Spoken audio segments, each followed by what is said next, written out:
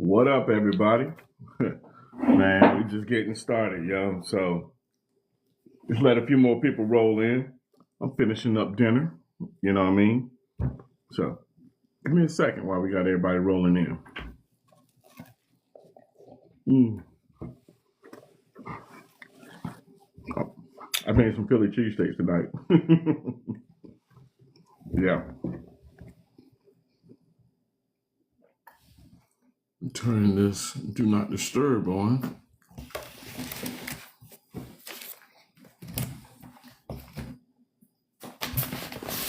I'm just gonna wait till some people come up in here. Man, these gray hairs, boy. I tell you.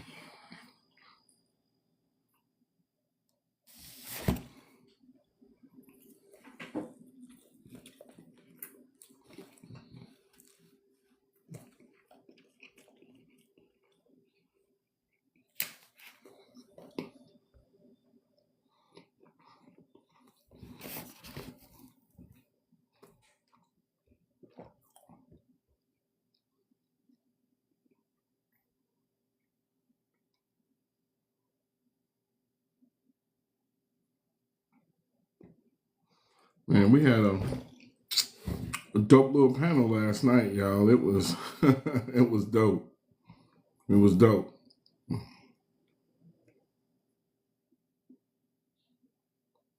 Let's see.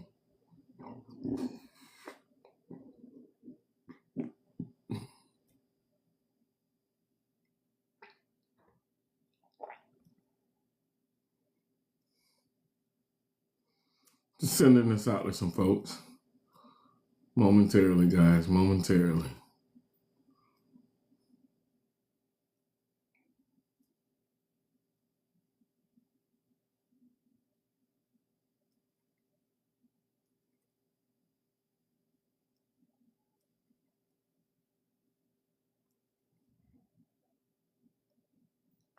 It's time already. It is, daughter. It is.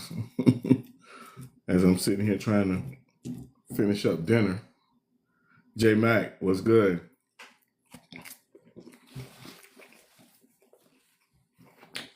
It's amazing what I can get done. Oh, I made some Philly cheesesteaks. I made some Philly cheesesteak tonight. And cold beer. Mm-hmm.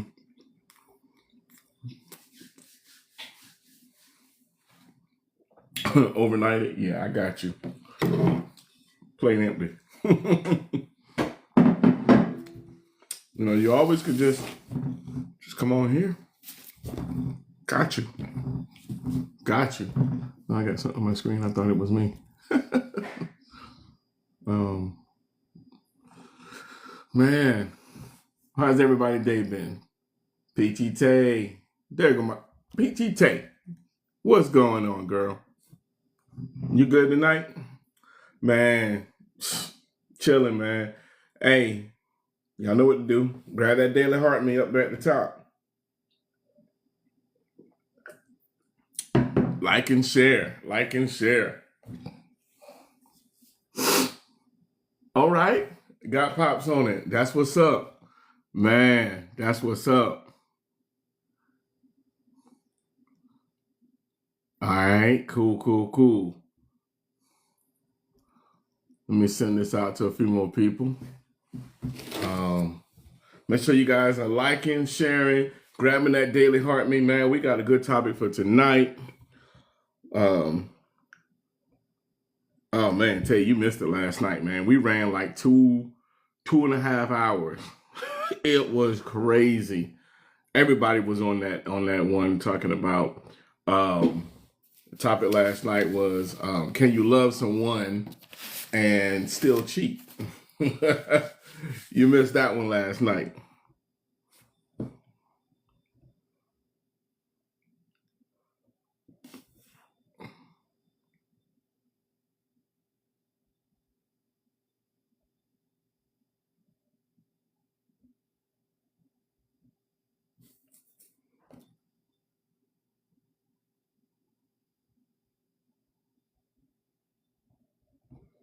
shoot this out, man.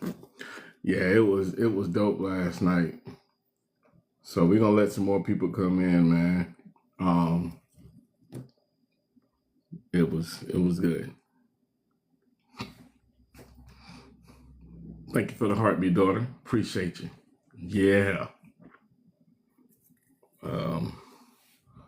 Let me shoot this to my boy. I already know he I already know he about to jump in.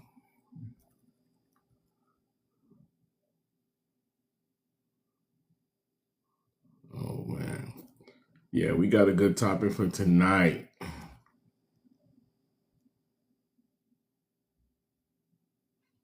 I gotta see how to get more, how you make my topic show up. Let me see.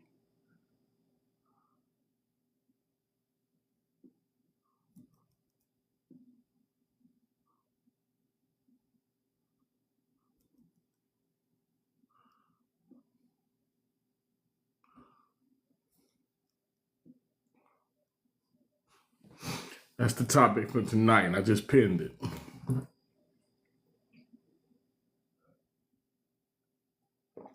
Oh man.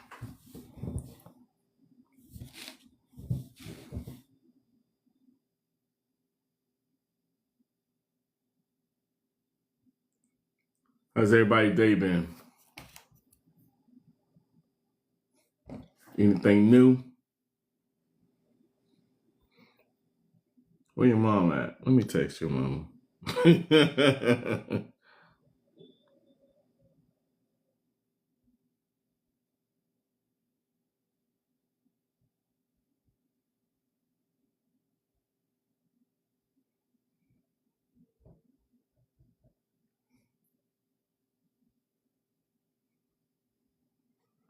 um, let's give a few more minutes, man. Let some people let the folks roll on in. And why is that? Why you ain't been sleeping? And don't say it because you ain't got no sleep number bed either.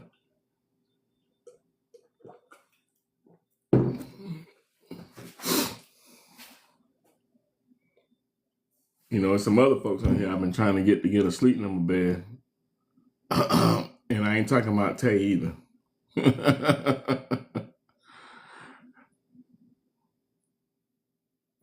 Exactly. There is no other reason.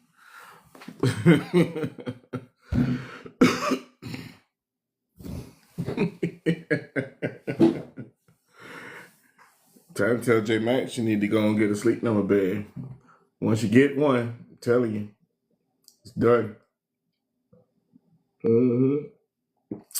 Yeah, I said it.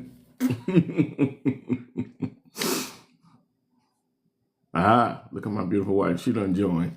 She gonna listen in while she over there getting that hair redone. Make sure you guys are liking and sharing and sending this out to people. Because we're going to get started here. Let me see if I'm waiting for my boy to come through. He's online right now. I think he jumped into another one. So let me see where he's at right quick. My man, 33. 33 going to jump in here in a second.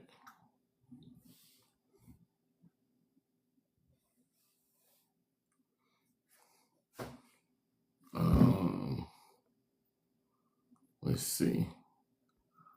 Let me send this to...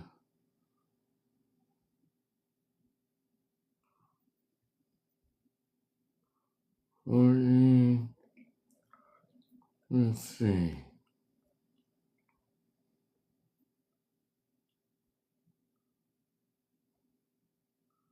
Because we got one good one here, man. Let's see. Make sure you guys are sending it out to all your people, too. Let's have some fun with this thing.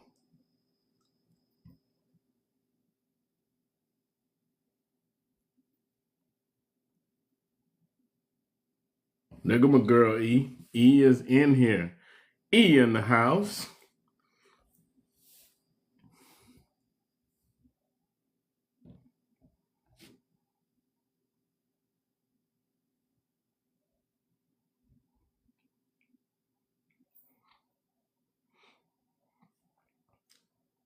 What it do? What it do? You good today? How was your day, E?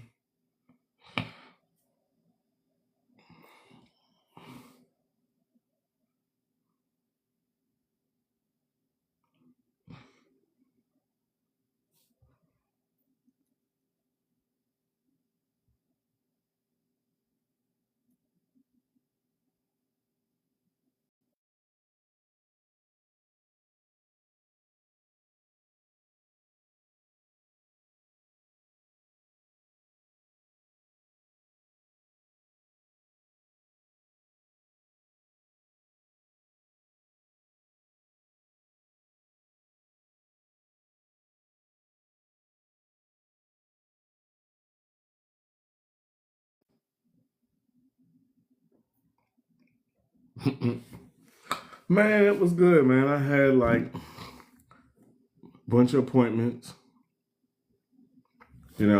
Had to take the grandbaby to had two therapy sessions today, and then what did I do? Oh, then I had a dentist appointment, and then I had to take the grown kid to go finish getting the rest of his shots, flu shot, and all that good stuff, and that's it. Been chilling. That's about it, man. That's all I've been doing.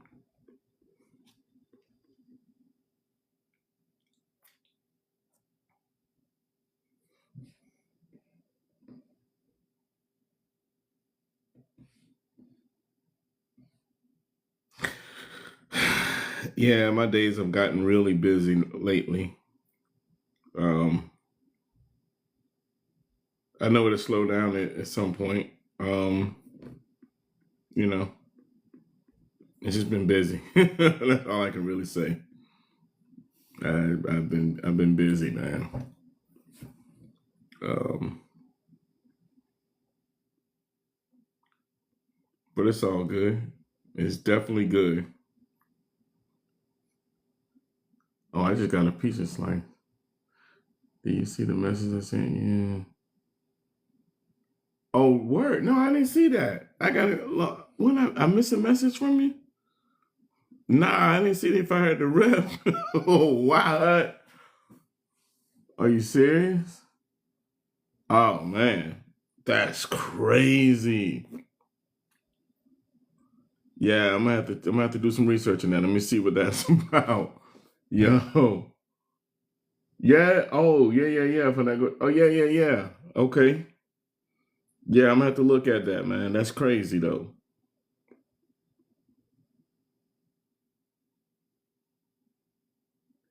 All right, I'm sending this out to a few more people here. Man, we're gonna get started, man, because it's that time. It's that time. Let's see who else we got.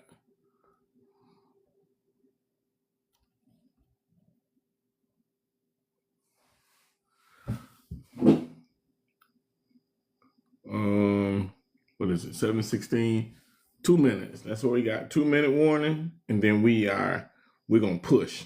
We're gonna keep pushing.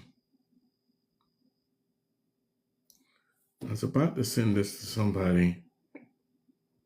Um, here we go.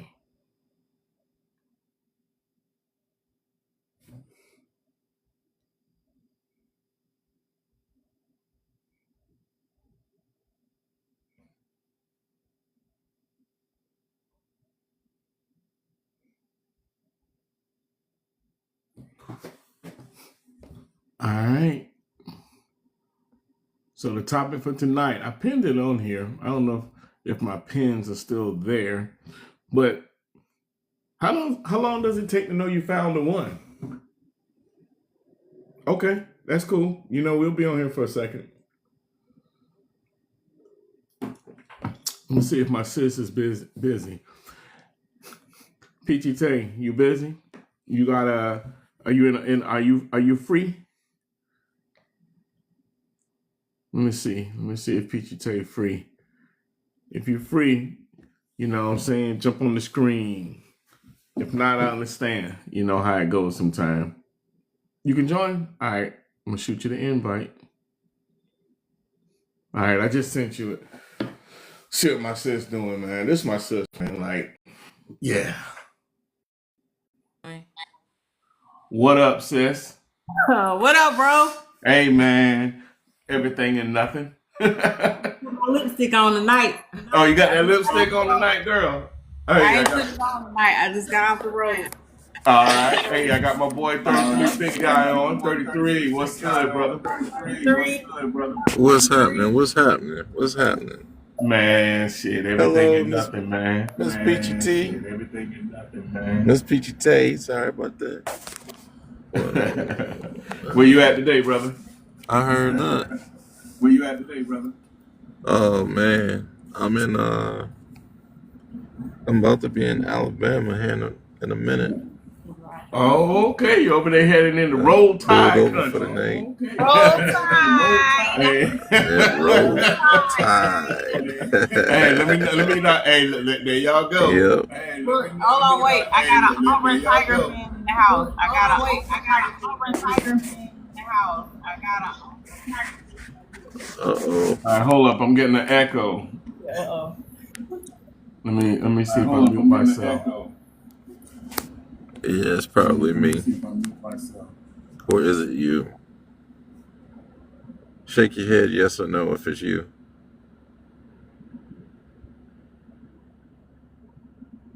Can you hear?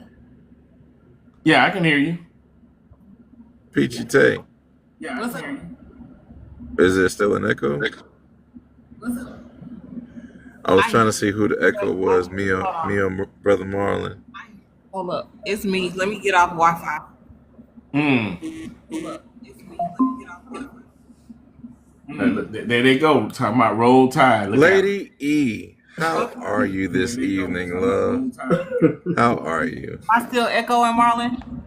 No, you're good. Am I still echoing, Marlon? No, you're good. Shay, yes. how are you? Yes.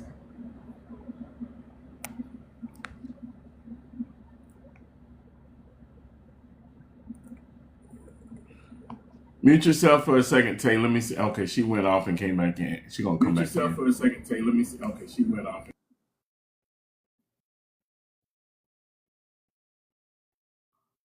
All right. Let me see. Let me see if I'm echoing. Okay, it's not me echoing.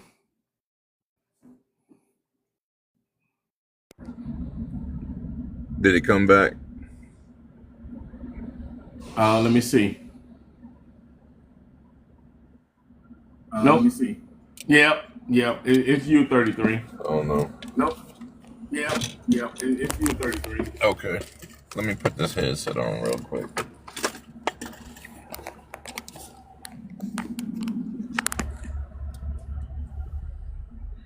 It's 33, Tay. Okay. He's putting his headset on. What about now? Nah, you good. I don't hear anything now. Y'all straight? Yep. Okay. Man, what's good, everybody? How's everybody's day? Tired. There's my beautiful bald sister right there. There it is. I need to go cut it out. I need to go and get in this bathroom and quit playing.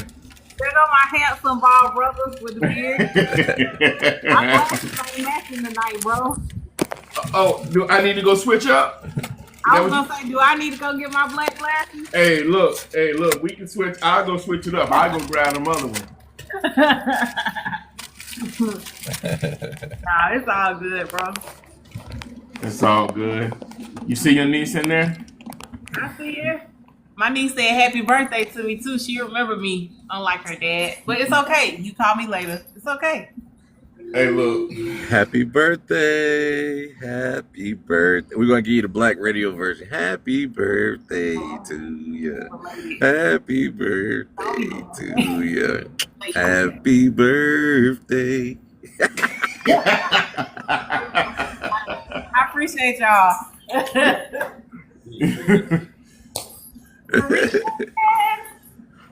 How young are you, love? At this big age, I'm 43. Hey, there it is. You already know. You what? You 40 what? 43, blessed to see another year. 43. Are you a baby? You know, I be telling her that too. You ain't, but I ain't gonna do that. Come on. Never Hey. joke. Hey, look, I'm not changing my age, man. Look, hey, I'm closer to 50 than I am to 40. But we look good. We look great. He look damn good. Hey, look at him. Hey, we're at the age where we getting Y'all better keep on colonoscopies talking and about it. Somebody was Woo, like, Lord "Did you Jesus. out the bed with him?" I said, "Nah, I'm pretty straight. You gotta stretch. I'm Jim. I've been stretching." stuff. Hey, right? Marlon, you lagging. I'm lagging. Nah, you ain't lagging. I think he just Yeah, on the road. bad. He's not lagging, bro. Let me try again then. Because I'm like, hold on. You on the Hey, 3C, I'm lagging. Man, we got a good topic for tonight, man. We're gonna jump into it in a second. Let me let 33 come back in, and then let me let him back in. Let me see. How's that for you, brother? Okay, yeah. I think I'm good. I mean, you I'm sound good. straight to me. Well, I mean, you were doing the robot. Up there you go again. What? It's him. He's on the road. So Uh-huh. No, I'm parked. I'm parked. in the boonies in Alabama. Where you at? I mean, Silicaga? That's a real wow. place. In Alabama. Hey, brother Marlon, you know what? I don't know if I did something wrong, but the women in this room be after me like that. Hey, man. Like, I what did I do? I remember last What week. have I done? I remember last week. Yeah, hey, y'all better start before the godmother get on here. Oh, you Hey, boy. Shay, help me. Help me, Shay. Help me, love. I don't know what's going on. Man, you good. Bless your daughter. Man. Bless your You know, they daughter. gotta talk I a tell little you. junk. But Bitchy Tay, she don't not she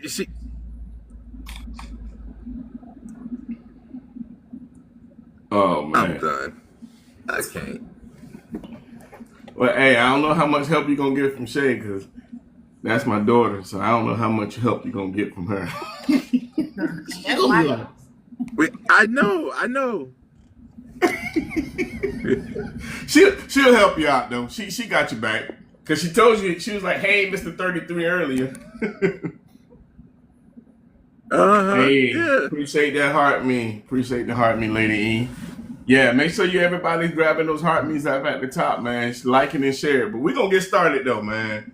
We know Godmother going to roll in. Okay. That's right. You did. He asked how you was. How long does it take to know that you found the one? That's the topic for tonight. How long does it take to know that you found the one? Like we talking about knowing that you got the one, your person, the person that you know that you want to marry. You know, girl, I'm not fooling with you talking about 2 seconds. Sit down. She's absolutely right. She's absolutely right. Oh yeah? She's absolutely right. I would agree. Come on. I would absolutely agree. Oh, I yeah? would agree. Okay. Well, the reason why I say that is because that's how you may feel, and your connection, your bond, or the bond that you want to create is what you're feeling. Now, how fast it is for the other person, I don't know. And I'll speak on my situation. I saw my wife and instantly knew. I actually said to my brother, "She's gonna be my wife." Mm, 6 yeah, months later, she was my wife yeah. for 16 years. Hey, Now, you know, things are what they are, and for we sure, are where we are. for sure. But that's lifing, you know. And it So does that. And it does that, man. I'll tell you, man. It's to I have to give my I have to tip my hat to you. You know what I'm saying? To be in a place to be able to speak on it takes a lot. That takes a lot, brother. And I have to give you yours on that because you know what I'm saying. Being there, that I've been there myself. You know what I'm saying. I know it takes a lot to be able to speak on it, but when you can speak on it, that's the part of that healing journey. You know what I'm saying? So I have to give you your props on that though. You know what I'm saying? So I appreciate it. for sure, man. But yeah, so you know, how long does it take? Anybody that just joining us, welcome to the 100 podcast.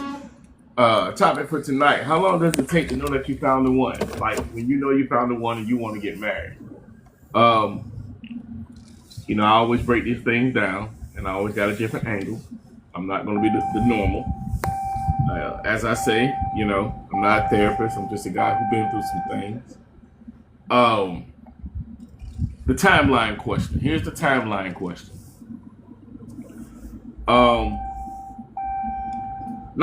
not about how long it takes to know, but what knowing really means. Let's understand what knowing really means. You say you still available, so you don't know. Well, uh, you're still available. Well, we got to make you available. You know, yeah. You and I have had that conversation before. You got to get out the house and put them clothes on and be seen. If you're ready to be seen, let me preface it that, Lady E. If you're ready to be seen, you know what I mean. Um, you know what, daughter? You are absolutely correct. I do need to put that on my t-shirt. I do need to make a t-shirt. I'm not a therapist. I'm just a guy who's been through some things. Okay. Yeah. Let me go and create that tomorrow. Got that. Let me go and patent that. Yeah, be seen. Yeah, absolutely. Um, so some people claim they know within weeks. Others say it takes years. The question opens, this particular question will open it for you to explore different things, right? I can't say there's a right or wrong answer. I think it all depends on the person. Let's take it to some different angles. Is there a universal timeline for knowing that that someone is marriage material?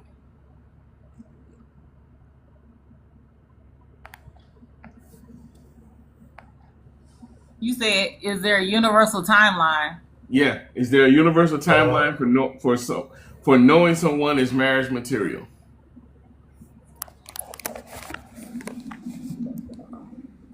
I said no. Ain't no Okay. universal timeline. Okay. What you think, big guy? I would Well, say, I say no too, but I've always heard people say, we're going to take a couple of years or either a few years, and that's what I've always heard of the norm. But as Mm-hmm. far as it being a per se set universal timeline, and no, I'm like Peachy Okay. Tay with that one. Okay. Go ahead. I I honestly think for me personally, I think there is a timeline. I think there's a timeline. I think Okay. so. Let me explain why I say I think there's a universal timeline of knowing someone. I think you know someone is marriage material from the time that you meet them, because you begin to know the essence of who they are, and you can tell from that day and that from that point on if the character that they have shown you is something that you can see spending with the rest of your life. That's my opinion. So what's that timeline? That timeline is instant. That's an instant timeline of knowing whether someone is marriage material. Timeline if it's instant, so your answer is no too. No, that's I think the universal timeline. I think people know instantly. I think people know from the moment that they meet someone whether that person is marriage material or not. So think of it like this, right? You go on a date for the first time. Yep. And if this man don't open your car door, and that's not something he do, he don't open doors, he don't assume the responsibility as a man. You know at that moment, this man ain't marriage material. And you can't tell me, because I know you. You can't tell me that. You know that man ain't marriage material because he ain't doing the simple things. But you know that you think that's surface? I don't think that's surface. I think that's a standard. That's being a gentleman. And I think society has gotten to a point where they start letting men be men and start letting people be gentlemen. Like that's a characteristic that opening a car door, assuming making a woman feel safe. You know what I'm saying?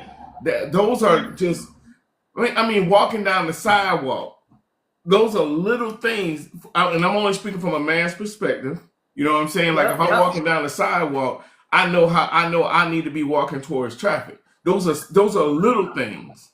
You know what I'm saying? Uh-huh. And I know, so in other words, those are the things I've taught my daughters. You know what I'm saying? Jenny from the block, welcome in, welcome in.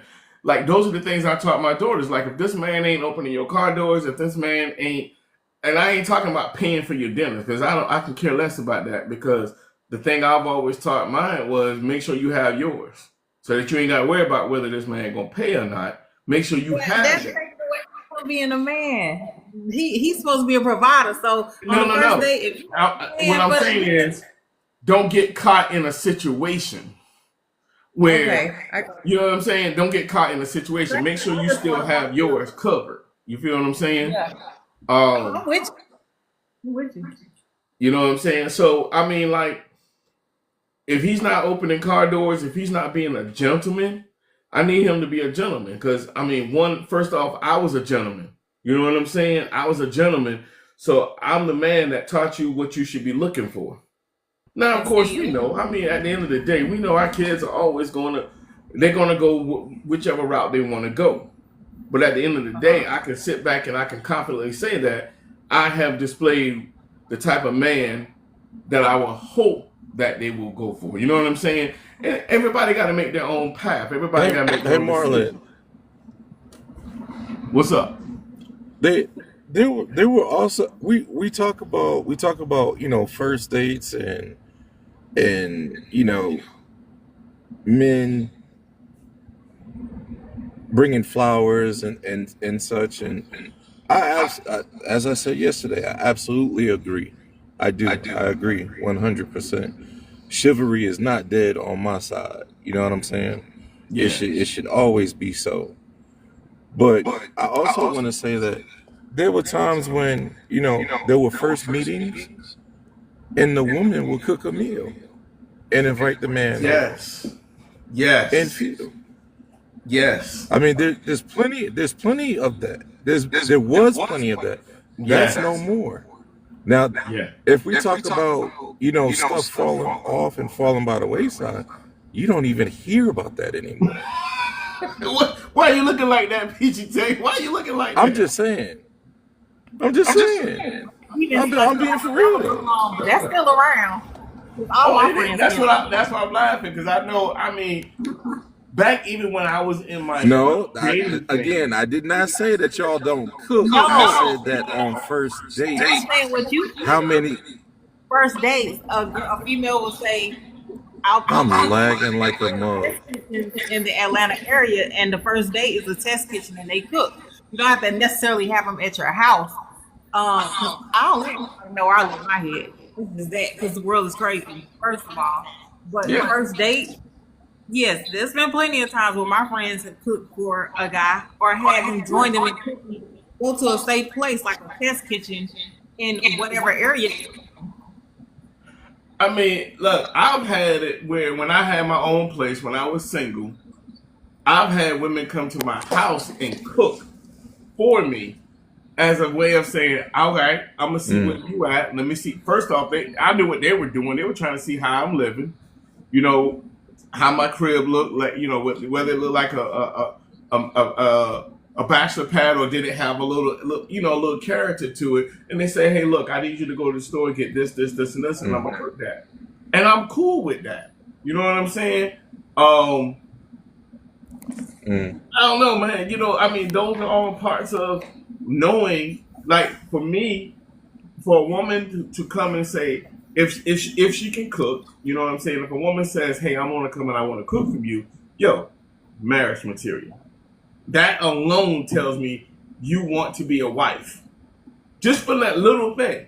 Now, does that mean that you are still 100% marriage material? No, you just showed me something that I would like.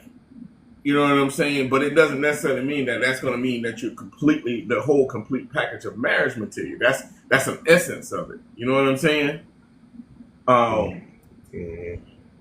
And likewise, I've gone and I have cooked. Because anybody who know me know I love to cook. I have gone to when I was single, going to women's house, and I would go in there and just get in the kitchen, and they allow me in their kitchen and say, "Hey, do your thing," and they'd be like, "Yo, you that guy." You know what I'm saying? Like, so I mean, but those are only little pieces. But I think what my point I'm getting to is understanding the full, the true character of a person. When you're dating someone, and like Lady E said, it might take 30 days. But I think a man, and I'm only speaking for me, I'm pretty much going to know whether I want to marry you from the time I meet you. Because I'm already looking at things. You know what I'm saying? Like, my wife, even though I've known my wife since she was 17, she was my best friend. I never seen her in that light. When time happened, life happened, and I became to a point where I couldn't see anybody else. So now I'm single enough to be able to see her. I knew she was going to be my wife. And I told her she was going to be my wife. And even though she told me I wasn't, she told me, no, I'm not doing it because you're my best friend. And I don't want to lose my best friend over, ended up breaking up or something. But here we are years later and we're still kicking. You know what I'm saying? Because, I believe a man chooses his life partner. You know what I'm saying? I think that's what a man does. I think that's a man's responsibility. I'm not with the women who go proposing to men. I'm not with that. That's not me. I'm not for that. But, to each his own. I'm not judging. To each his own. I think to start with, I agree. If you're thinking about marriage, I think you need to get understanding what marriage is all about. And the friend zone is the very beginning of the relationship. If you can be a friend to someone, then you can understand them. If you can never friend zone them, you'll never understand What's them. good, You need Orlando? to read background history, what the family like. Because when you go in, you're going to marry more than just that one person. You're going to marry the whole family. And you need to know some of the basic history behind that, whether you open a door or not. You need to know something about that person. Friend them, get them to open up, get them to share secrets. Because anytime you enter into a relationship, you're thinking of long term. You're not thinking of a hit and run or 10 days and then I'm gone. And anytime a relationship comes in, you're looking for a lifetime partner. You're looking for somebody that's going to pick you up when you go down. You're looking for somebody that's not going to shame you out in the crowd, or gonna be with you even when you get to the lowest of the lowest, that's dealing with marriage. It's not just chivalry. Chivalry will always be there, but what happens when you all do get into a heated argument? Then would you stay or would you want to run home to mama? Sometimes you're not always going to meet her needs. People put sex in the part of it. Sex is not all part of marriage. There are so many things that you do, but it comes from the heart too. You meet somebody and they touch your heart a certain way. They touch your feelings a certain way. They meet your standard a certain way. They carry themselves a certain way. That's a good partner for a beginning. But friend zone is a very, very beginning. You need to friend a person before you commit to them. Right. Peace, So, peace, peace, peace. peace, brother. Peace. Welcome in, man. Welcome in. Oh, man. Welcome in. Make sure you grab that Daily Heart Me, man. Like it and share it, man. Welcome to the 100. Everybody that's just joining us. Keto, what's good? What's good? Topic for tonight. How long does it take to know you found the one? You know, when I say that one of the person that you want to marry, how long does it take? How long does it take? It's according to the person. Some of them don't take long. Sometimes the first time you meet a person, you automatically know that, especially when you all start together, you know. It's like you were saying about together. I think among, and I hate to say it like this, but I think among African Americans, we do dating a little different from our Caucasian. Our Caucasian people, they will go through church, go through the process, they'll get married, they have children. Some of them don't even get married at all. Some of them they shack up, have children, and move on. But as for us, we have a more a heavier road than everybody else because, first of all, everybody's looking for that certain type of guy with responsibility, having his own stuff, building his own business, walking a certain way, how he carry himself, what he dress, what he look like, what he smell like. Is he proper? What makes them feel good when they walk out in the public? These are things that there's a lot of relationship in the African American community. But when you find that one that move your heart a certain way, now I would say it like this here, even though they move your heart, it could be your partner. But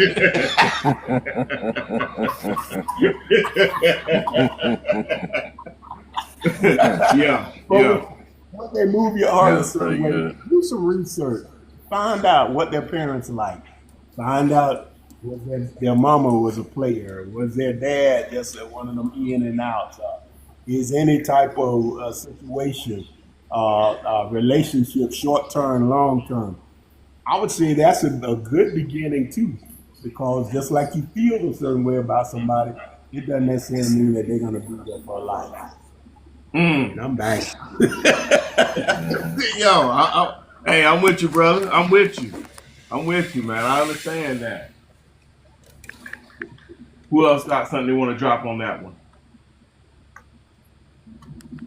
Well, my perspective about my man is simple. When you know, you know. That's it, bro. you know. That's true. You know. That's true. When you know, you know. But all right. Give them more in depth. Real What's quick. that? So that don't mean you ain't got to do your research. You got to do your due diligence. You know, if you analyze for your mate, you don't want a person that's not responsible, that's not reliable, that don't hold accountability, that have certain character traits don't align with you. For example, if you're a business person, if you're an entrepreneur, you wouldn't want a woman that's probably bad with money. Hey, welcome in, Coco. What's up, Marval? If you like I said, if you're an entrepreneur, you wouldn't want a person that you want to go in business with as your mate or your spouse, and they are not accountable. They don't have this, responsibility or the necessary character traits that align with what you're trying to accomplish. So, but when you know, she the one. Yeah. You gonna give her that ring, and you gonna keep on going. But you hit the highlight of what I was saying, right? The character. Character is what's gonna let you know whether that person is somebody that's marriage material. Appreciate the heart, man. Appreciate the heart, man, Miss the godmother. The godmother is in the room. All right, 33, she coming for you. Get ready. Get ready for the godmother. Hey, you know when godmother come through. Let me bring her up. Oh boy.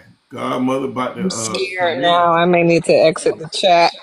No, you good. Godmother good. You good. I just wanted to say, hey, I don't know. I'm on the floor. She be going in. Uh-oh, she here now. She here.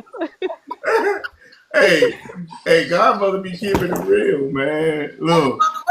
These people, what have you done? I'm on the 100 podcast. I got to keep 100. Got to keep it real. You got to keep it 100, right? Correct. 100. All right, well, look, for everybody just joining us, let me make sure everybody knows what the topic is so that we kind of keep it on that level, right? So the topic for tonight, how long does it take to know that you found the one? AKA when you know this person is the person that you want to marry. So everybody just joining us, this is the 100 podcast. Make sure you guys are liking and sharing, grabbing that daily heart me, and hey, let's have some fun, man. That's what we're here for. Have some fun and let's drop some stuff so everybody can get a little takeaway of some little knowledge from this.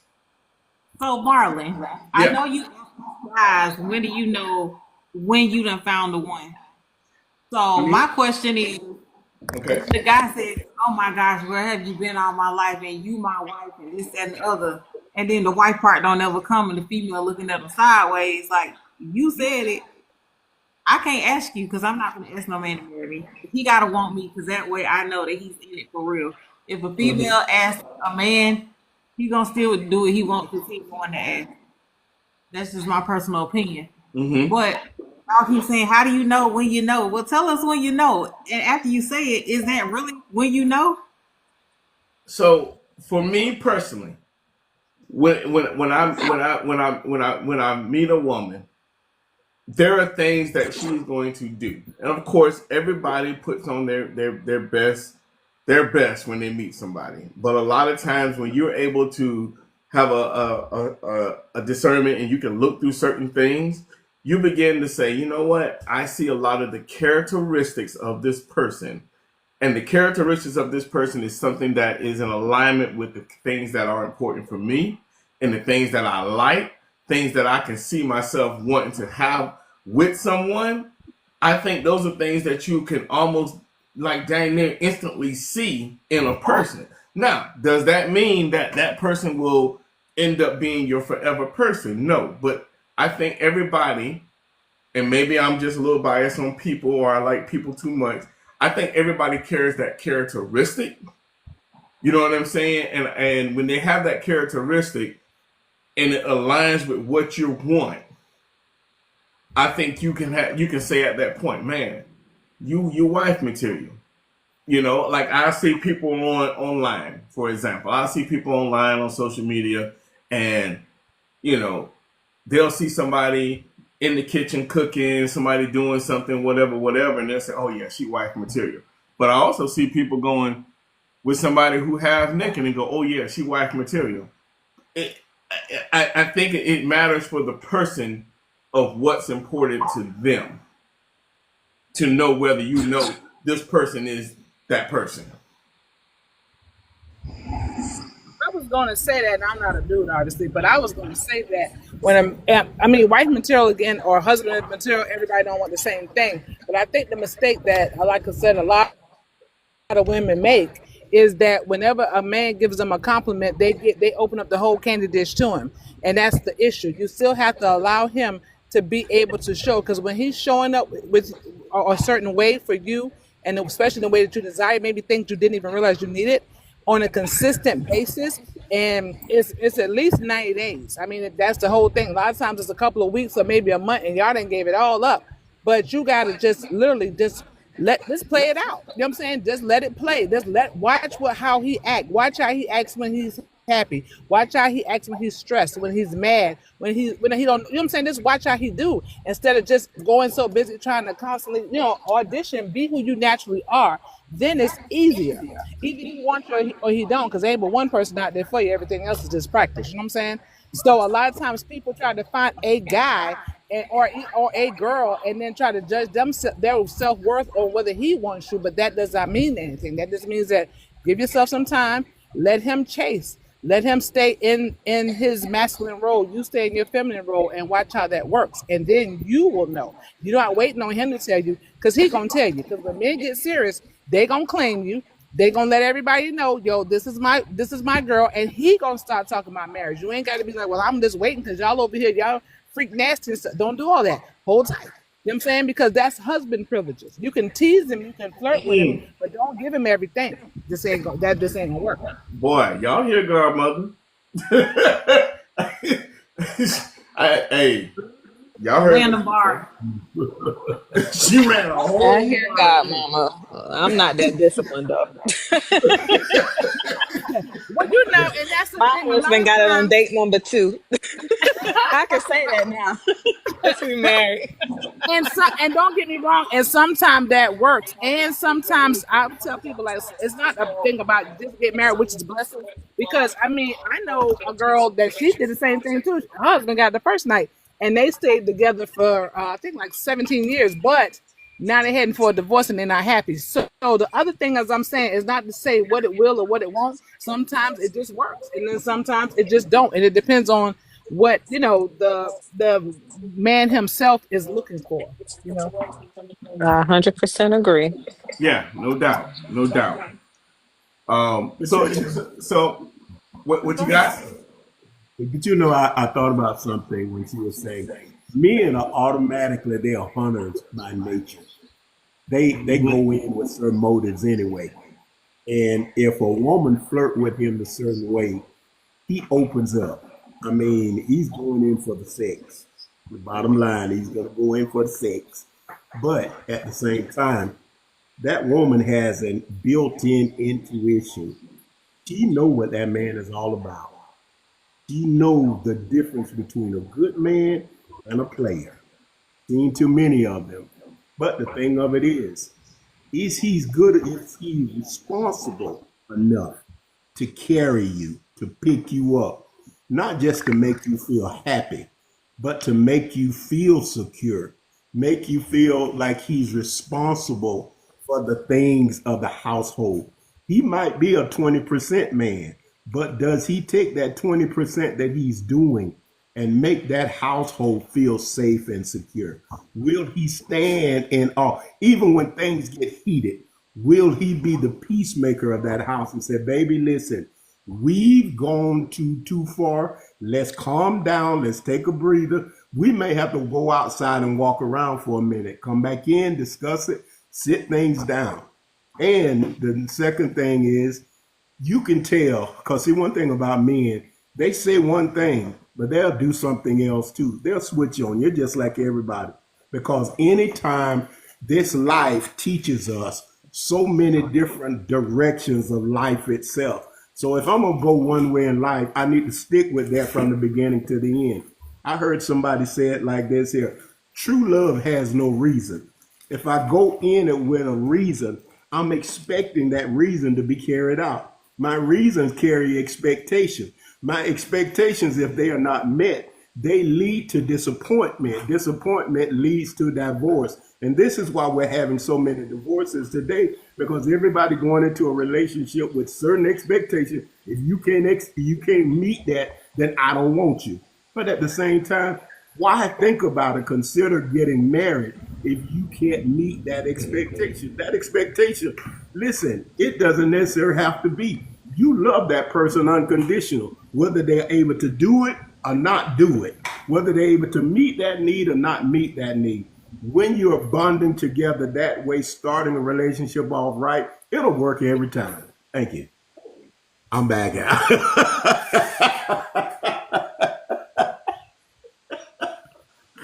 Let me tell you something. Everybody who know me know I got this thing about expectations. I have none. Well, I think I agree with that too. I think the thing about it is you shouldn't have expectations, but you definitely should have standards, and those are two different things. Absolutely, standards and requirements.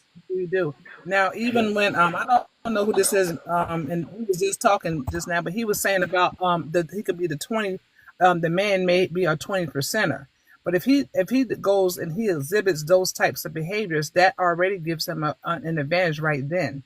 So again, I think the thing about it is when men and women understand who they are and what their position is, it's not necessarily about who makes more money. It's about, that can you still provide and take care of the house, because you were made by God to lead, protect, and provide. That's who you are. That's why you built the way you are.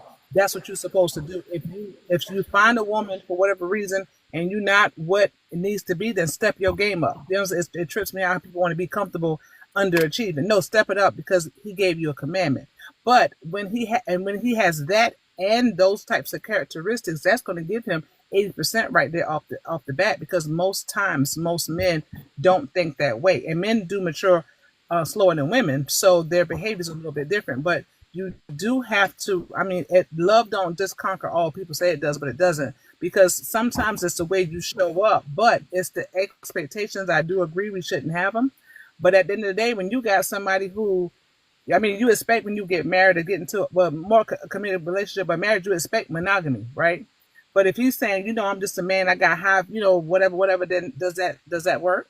No. You know what I'm saying? So it's just about, again, you just got to do it when everybody does their part. And the woman, no matter how strong she is, how smart she is, how, intuitive she is, she still has to know how to respond, how to talk to the king inside of the man that she's dealing with, and stay in her feminine energy as well. Now, see, and not try to overdo it. I'm gonna go off of what you said on that one. Even when it comes into the whole thing of a marriage, I think the biggest thing is never come in with an expectation. You got to come in with your own set of requirements. Your requirements and standards is what's important for you. So if someone comes in, like, if you're expecting someone, to me, an expectation in any relationship, you're setting yourself up for a failure, because we are human and humans are going to fail you. However, if you come in with a set of requirements and say, hey, look, I'm requiring that you be monogamous. I'm requiring that you communicate. I'm requiring that, whatever else it is. If you can't meet those requirements, then you automatically know, guess what? That ain't the person for me, because this person already can't even meet these 3 basic requirements that I'm asking of. Everything else, who cares whether you can cook? Who cares whether you can wash dishes? I don't care, because guess what? I know how to do all of that stuff. You know what I'm saying? So what happens? But what happens when the person doesn't meet your requirements but wants to? Well, then that's and the they person. are That's truly trying, and you said that's not your person? No. That's the reach out to try to make the difference. That you want to go into I look at conversations, forget a relationship. If I have to come into a relationship, or a conversation, and I don't say what you want me to say, hand me a script before we start talking. Give me the script to play to be in a relationship with you if you don't want me to be myself. And if you have a requirement, like your wife got to make a Thanksgiving turkey and fry one and bake one, I ain't the girl. But if that's your requirement, that means she's not your girl. You shouldn't have no requirements. But if she don't cook a turkey and fry a turkey, and that's not a requirement, cool. We can go and Uncle Marlon can deep fry one of them bad boys for you or something. Like, come on, I'll deep fry the hell out of it too. and the thing about that is too, you also, if you should be looking for not so much as you should be looking for the character of a person. You know what I'm saying? Sometimes people aren't a certain thing because that never was required. But this is, like as I said earlier, now I like this man, he likes me, or whatever. Now we're gonna step up and step in the. We're gonna keep two to ourselves, but everything you got to kind of tweak it. Everything ain't quite the same. You can't say, well, this is me and this is who I am. To a certain extent, but for the most part, when you start to quote unquote grow together, everybody starts to go through and make the adjustments. Well, he likes for me to cook meatloaf or whatever the case may be on Wednesdays. Well, I mean, if you can't cook meatloaf and he gets in love with the recipe, maybe his sister makes it, maybe you learn that setup and you surprise him one time. But his whole relationship should not be predicated on, man, she had everything. She was a bomb, but she just could not cook that meatloaf. That's stupid. You know what I'm saying? And then that's immaturity on that person's part. Right. I think every individual has. I think there are three things. I think for most people there are going to be three requirements. Like I can have my wife come over here right now. She'll tell you what her three requirements are off top. And our three requirements of each other are the same requirements. And that's what makes us mesh together. For the next set of people, it's going to be something different. You got to start figuring out. This is where you have to understand who you are. Because once you figure out who you are, you're going to find somebody that you're going to be yoked with, right? When you find somebody that you yoke with, that means a lot of the things that are important for you, that person going to value as well. And they're going to want to show up for you, just like you're going to want to show up for them. Yeah. You know what I'm saying? But here, let me move to the next part of it, right? I was gonna go into like a male perspective and a female perspective of things, but I think we kind of hit on that already. I think the male perspective of wanting to know when they found the one, men will tend to, evaluate your long-term traits. I think the fellas that's on here will agree with me on that one. Say men will look at those long-term traits, right? Consistency, trust, peace, support. We're looking at that. And we're looking at it how that's going to correlate over time, right? Next level, welcome in, brother. For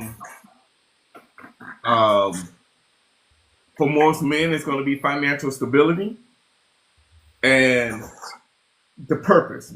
Men look for purpose. We want to feel like we are serving a particular purpose for the person that we're with.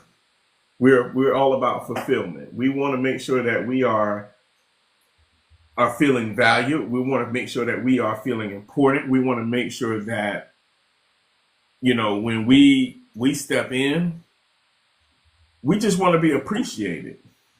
We're actually pretty simple.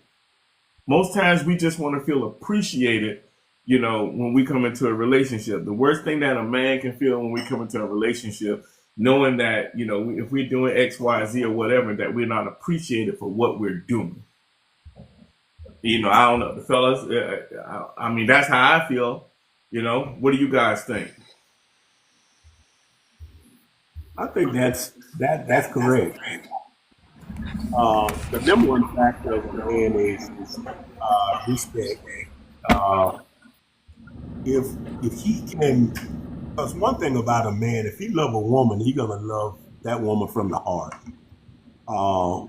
If embarrassment, disrespect, it tears him down. If you belittle him or ever make him shame in any type of way, embarrass him, you start taking away his manhood from him, he's gonna draw back from him. And there are certain things that he can tolerate because he loves that woman. But at the same time, if you ever disrespect him or shame him in any type of way, it's gonna take away something from him. And he might not never tell you, but you won't get that 100% love or that 100% attention, and you'll see him beginning to draw away from you, beginning to shut down. And that's one of the main factors, especially of us men, that if we can't feel, I need to feel respected. I need to feel, because I don't mind bringing my paycheck home. I don't mind making my woman look good. I'll spend money If she want to get her hair done every week, that's fine with me. If she want to get her nails done, fine, because she's representing me.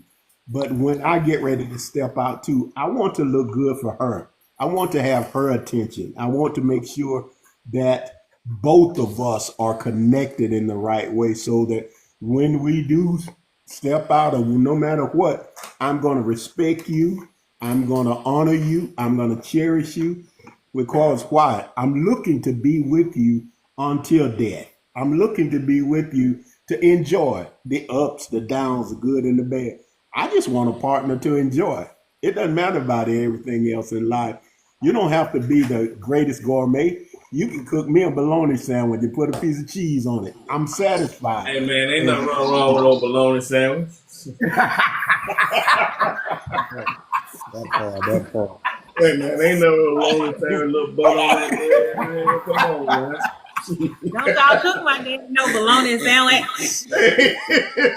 I'm just saying, man. Hey, anybody just joining us, welcome to the 100 podcast. Look, make sure you guys are grabbing that daily heart me up at the top. Make sure you are liking and sharing this out with your people. Hey, appreciate that, brother. You brought that perspective. Let's see, we got some other people gonna join in a second, but another part of the male perspective, right? Some men say, I knew she was the one, but I wasn't in position to be that one yet. I can attest to that. You know what I'm saying? Being a man. I knew when I wasn't ready to be the one that person needed. And that takes a lot of knowing who you are. That took some work. That took some therapy to say, you know what? I know she's the one, but I'm not going to come in and corrupt her life because I know I'm not ready to be the one for her, because I'm not ready. I'm not healed yet. You know what I'm saying? But, that's just me. I can respect that. The way you put it, I think a female would very much receive it that way. Yeah. But no answer is not good. You say this female's the perfect one, and then you like yo her. I think that's unfair. But if you bring it right the way you did, that's understandable. However, this is some men. You don't go to the gym after you get a six pack, right? You go to the gym too. Mm-hmm. So the female is willing to stay consistent and go to the gym. I just heard one of the men say they look for consistency in a woman. We look for consistency in a man. So you ain't got to have the six pack when you go up at the gym. Right. You can get it because you're going there. Right. No doubt. And look, it's consistency. I 100% agree.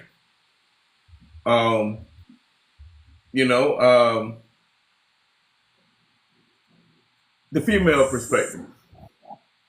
So we got a little bit of the male perspective, right? Let's talk about the female perspective. Y'all know how I write out my stuff. And you tell me if you agree or disagree. Women often connect emotionally first, and that emotional clarity can make them know a lot faster.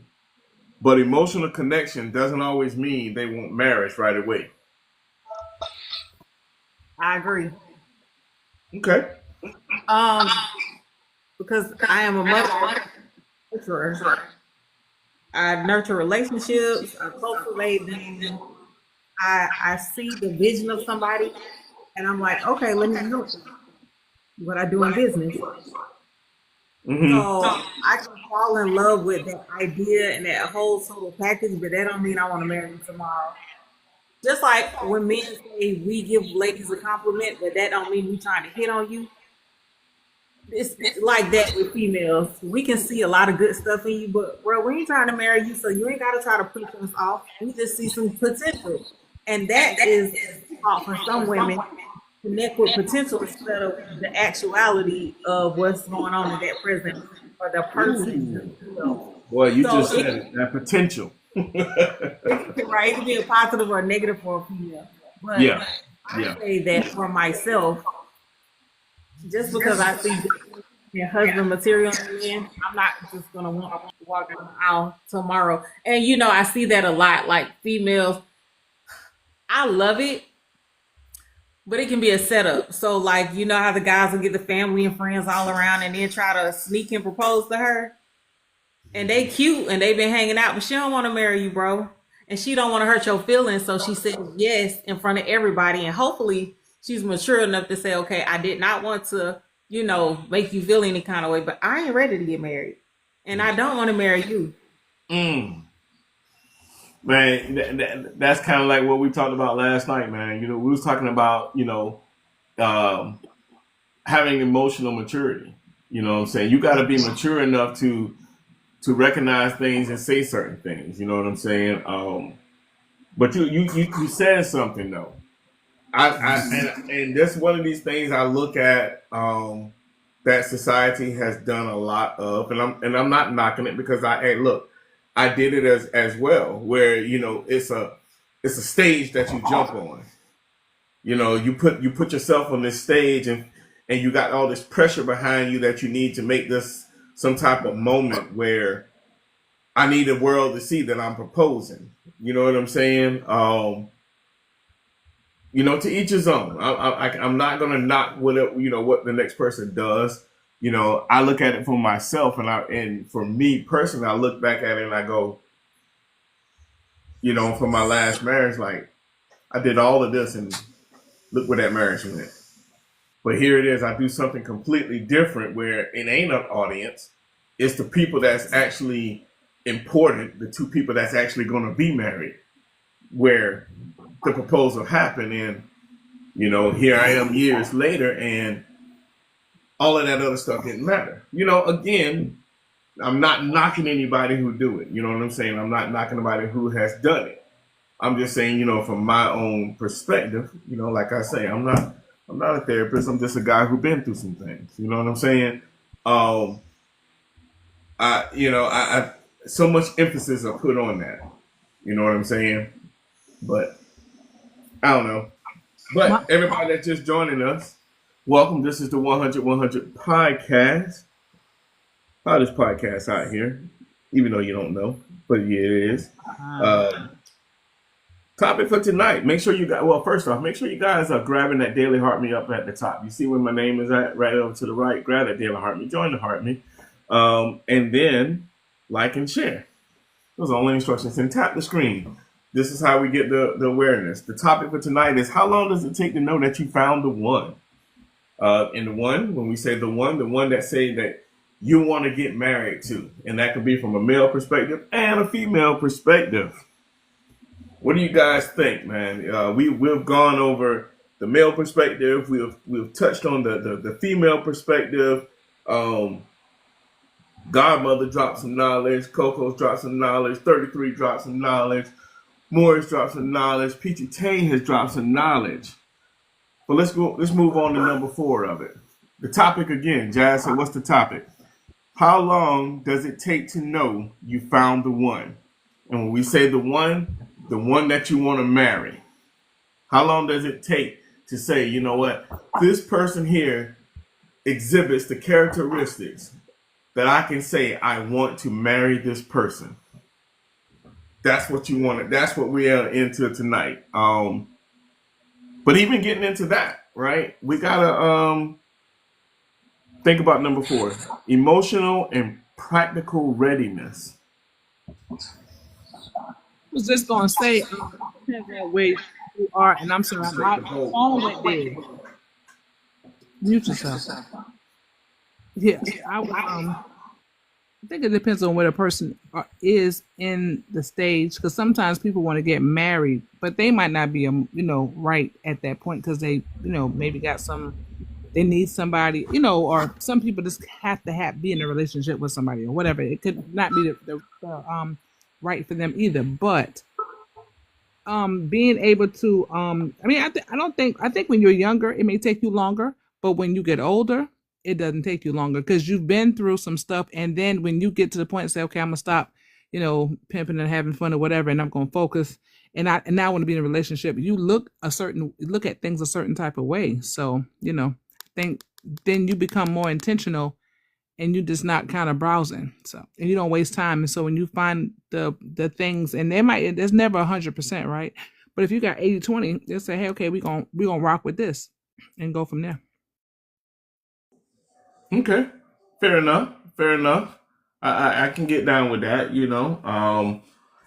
I definitely think when you get to a certain age, but I also have to throw this in on that, Godmother. There are some people that I know that got married when they was like 18, 19 years old, and actually never truly experienced life itself. And some of those people are still together, some of them are not. I can't say what it was that was the disruption, but I think to your point of when you get older, you actually have experienced more to where you start to figure out more of what your requirements are and what you're looking for that next person, because you're basing it upon your own personal experiences. You know what I mean? Yeah, I did get married.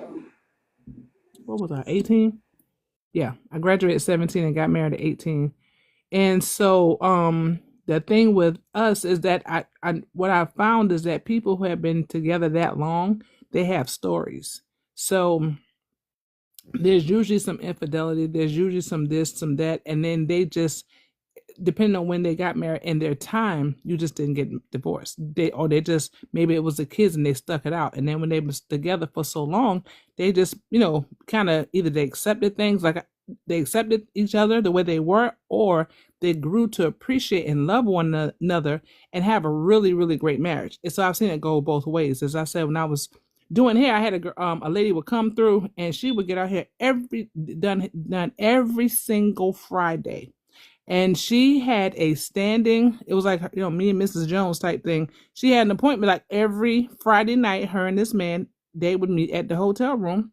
And they had been doing that for 20 years. So technically she was married, right? And her husband, he had him a little thing and she had her a little thing, but they say they were married and they slept in different bedrooms.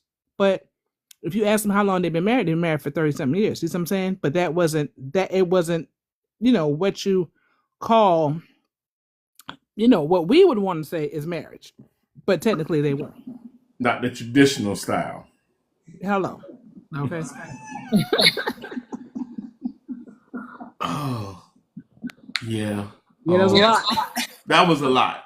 You see a lot of that, especially when I'm like me selling houses and stuff.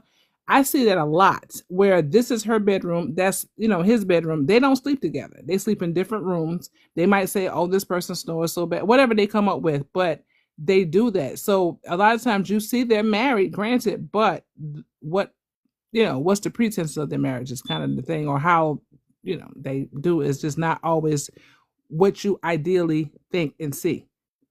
No, I'm with you on that, because honestly, I hear it. I run into it a lot. Being in my industry, selling mattresses. I was just curious to say that sounds like Sleep Number. That's Sleep Number all day long. I mean, we get people. Yeah. In the same room, bed. Right. So I'm about to sell you 2 beds. All right, cool. Right. I'm not the one gonna judge. You know what I'm saying? But it's I hear that a lot. But I still think about it. At some point, those people said that they looked at each other and realized that they still was with the person that they were supposed to be with, the one. Whether they sleep in separate rooms or not, or whatever they do, they looked at this person and said, "This is the one." And I know this is gonna sound crazy, but based upon like what you just said, those people have been together for 30 years, still do their own little separate thing, but they still look at each other as this is my person. And that person is the person that allows each other to do what those two people do. It's kind of what I heard you say. So it's crazy and untraditional as we may see it. They found the person that will allow them to do just what they do. Correct. That ain't for me. No, it ain't. But that goes to show a lot May of that times. love never find me. In Jesus' name, I know that's right. But when you find a lot of times people are looking out and they say, well, my granddaddy was this and my grandma was that. And again, I mean, they could have been everything that you thought they were.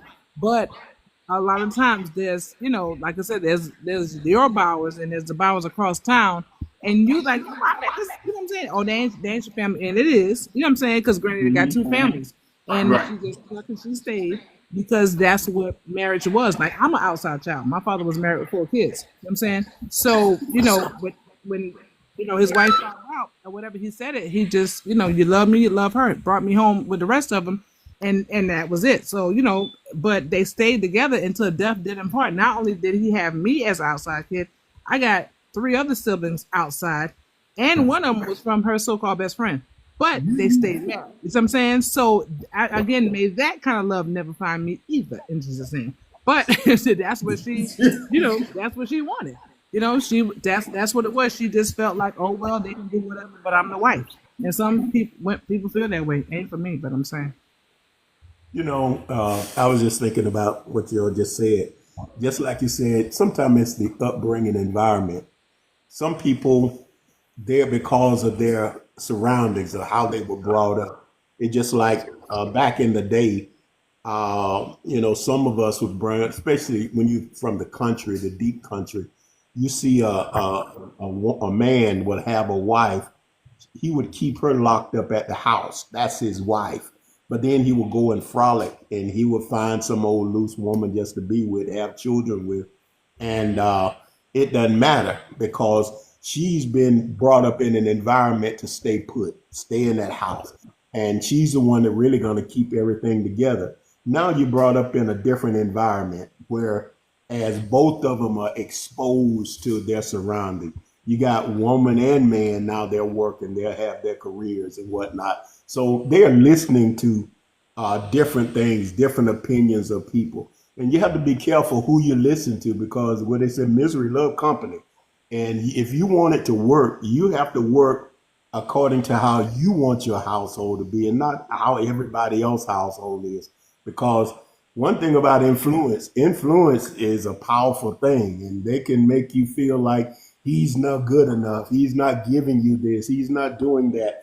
And it'll get in your head. And all of a sudden you start looking at the person you're with a cold eye or a shortness of like, hey, he's not all of that. But when you married him, he was all of that and some. But because of your surroundings, because of the people you listen to, because of the people that influence your life, sometimes you have to cut those naysayers off and say, listen, this is my house. This is how I want my house to be. This is how I want my relationship to be. Once I develop that and grow up, you have too many people, they of age, but they have not matured enough to have this form of relationship of building a house, building a family, of a unit of strength and purpose. Because why a marriage is more than just getting a house or getting this. Marriage is a development of a community or surroundings, a body that you want to be an example for others to live by. And once you set those standards, your children will go and set those standards. You want your children to see your husband and your wife hugging, kissing. Why? Because when they get ready to do the same thing, that's exactly what they're going to do. They say, well, mom and daddy did this way. Mom and daddy got married. Mom and daddy, even though they argued, we never heard them argue. We never heard them say anything negative against each other. You set examples for how you want the next generation to be, your investment for your next generation. And once you set that, that's when you get better relationship, better families, better environments. But until we stop listening to all of these people with all of these opinions about this and that, yeah.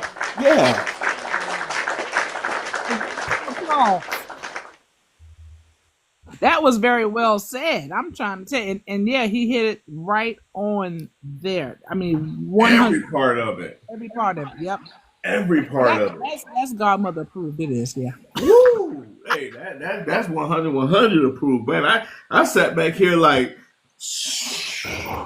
thought I know some stuff, but hey, man, hey, He wrapped that thing up in a whole tortilla with all the trimmings on it. Yes, sir.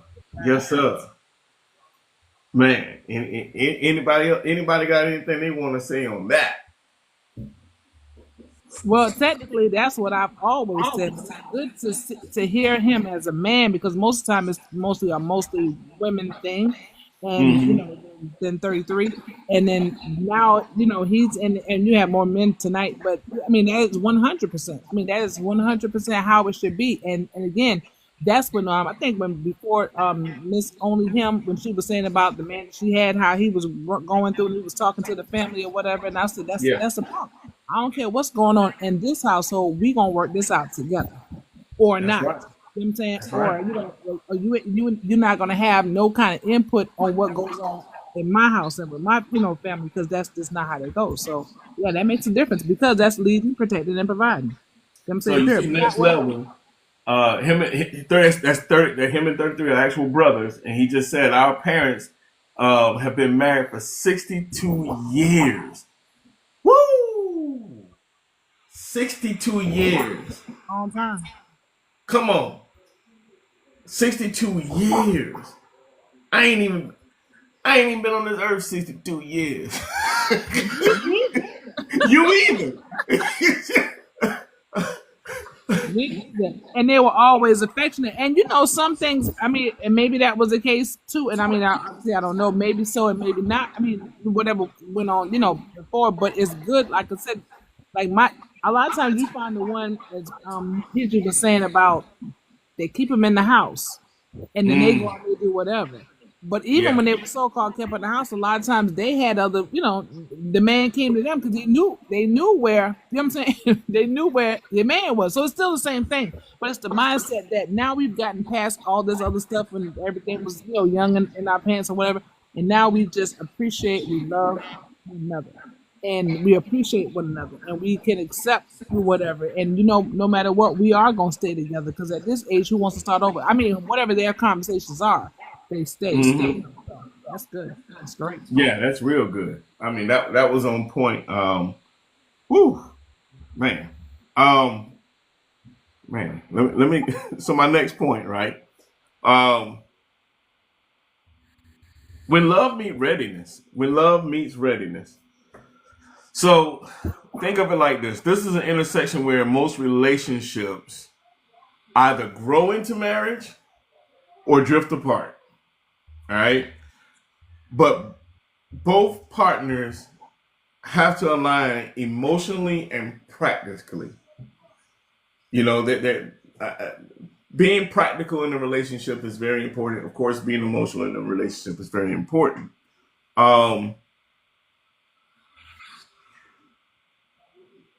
You have to be emotionally sound to be able to say, I know that this person may be the one, but timing is just wrong. And if it's for me, it's for me. Everything is about timing. And I'll say timing, right? It takes me back to 2014. 2014, which my now wife, I said, I said, hey, I remember coming out, as best friends. I was single at the time, but she wasn't. She was going through the motions, going through a divorce, got divorced, wasn't sure whether it was going to try to work it out or not. And the timing of everything wasn't there. But then life went on. I ended up meeting somebody else, getting married, this, that, and the other. But then, I believe God had it already planned. I believe God allowed me to go through what I had to go through because I wouldn't have been able to have the maturity that I have now and be ready for what was supposed to come. You feel what I'm saying? Like, when I said that about Gerald Levert, you and 33 was on me. But that's what I'm saying. Everything that you go through molds you and makes you right for that right. Oh no, I ain't go against you on that. I agree. We have to go through certain things. Like we have to go through these particular emotions. Hey, come on, 33. What you about to say, brother? No, I didn't. I agree. I agreed with her as well. Yeah, I'm trying to confuse me. She talking about we ain't agree. I agree. We have to go through. Like I believe at 100% that God is going to allow us to go through certain situations to bring us out so that we can recognize certain situations. You know what I'm saying? Like at the end of the day, man, I thank God every single day for allowing me to go through that. Even though it hurt, it was uncomfortable. I didn't like it. I cried. I was mad. I was angry.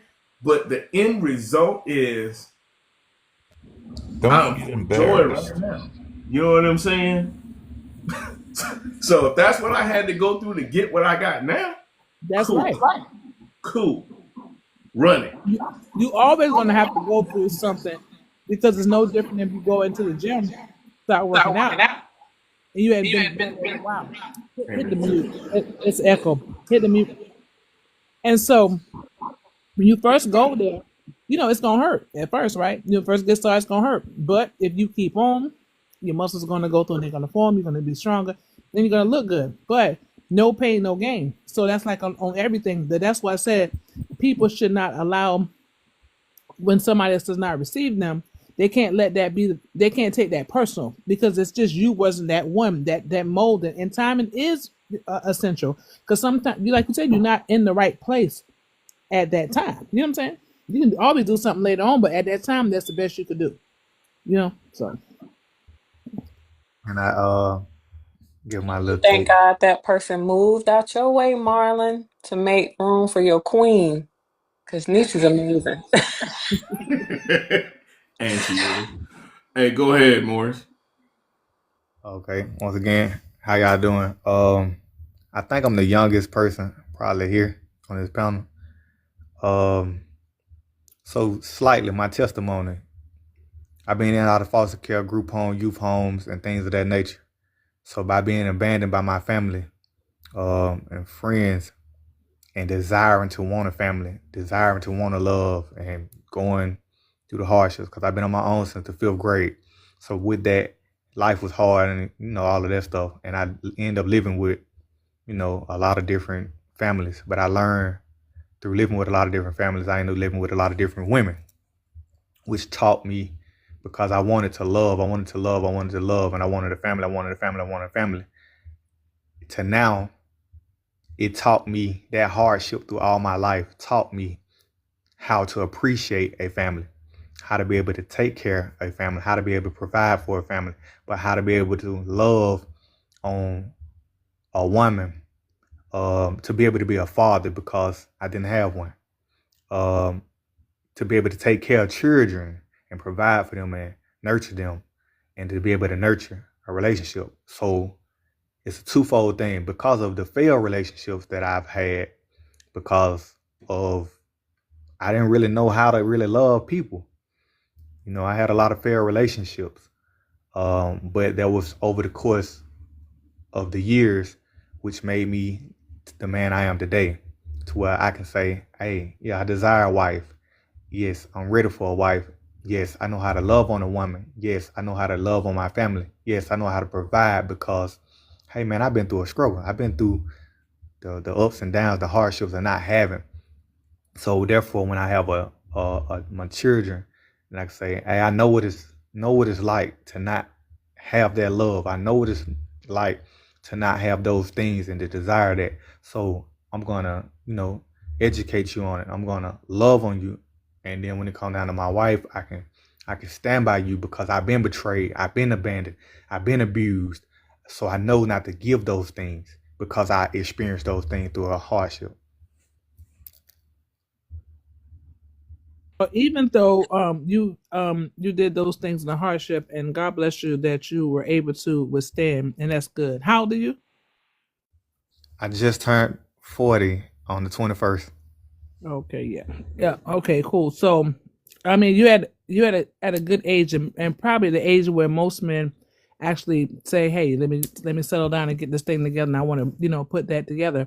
I want to, make this family. But what I also will say with you is, even though you've been through certain things, I've run across, men and women who have endured and been brought through things, and that is a term of endearment, but they also make it a crutch, because every time something come over there, oh, I don't need this right here because you don't understand what I went through, and they still end up being abusive to the people that they're supposed to love based off of their, off of their past also. So because you went through those things and the loneliness, that's good. That's not good for you, but I'm saying it's good that you were able to, you didn't commit suicide, you didn't get killed, nobody didn't hurt you. That's all of those things are blessings.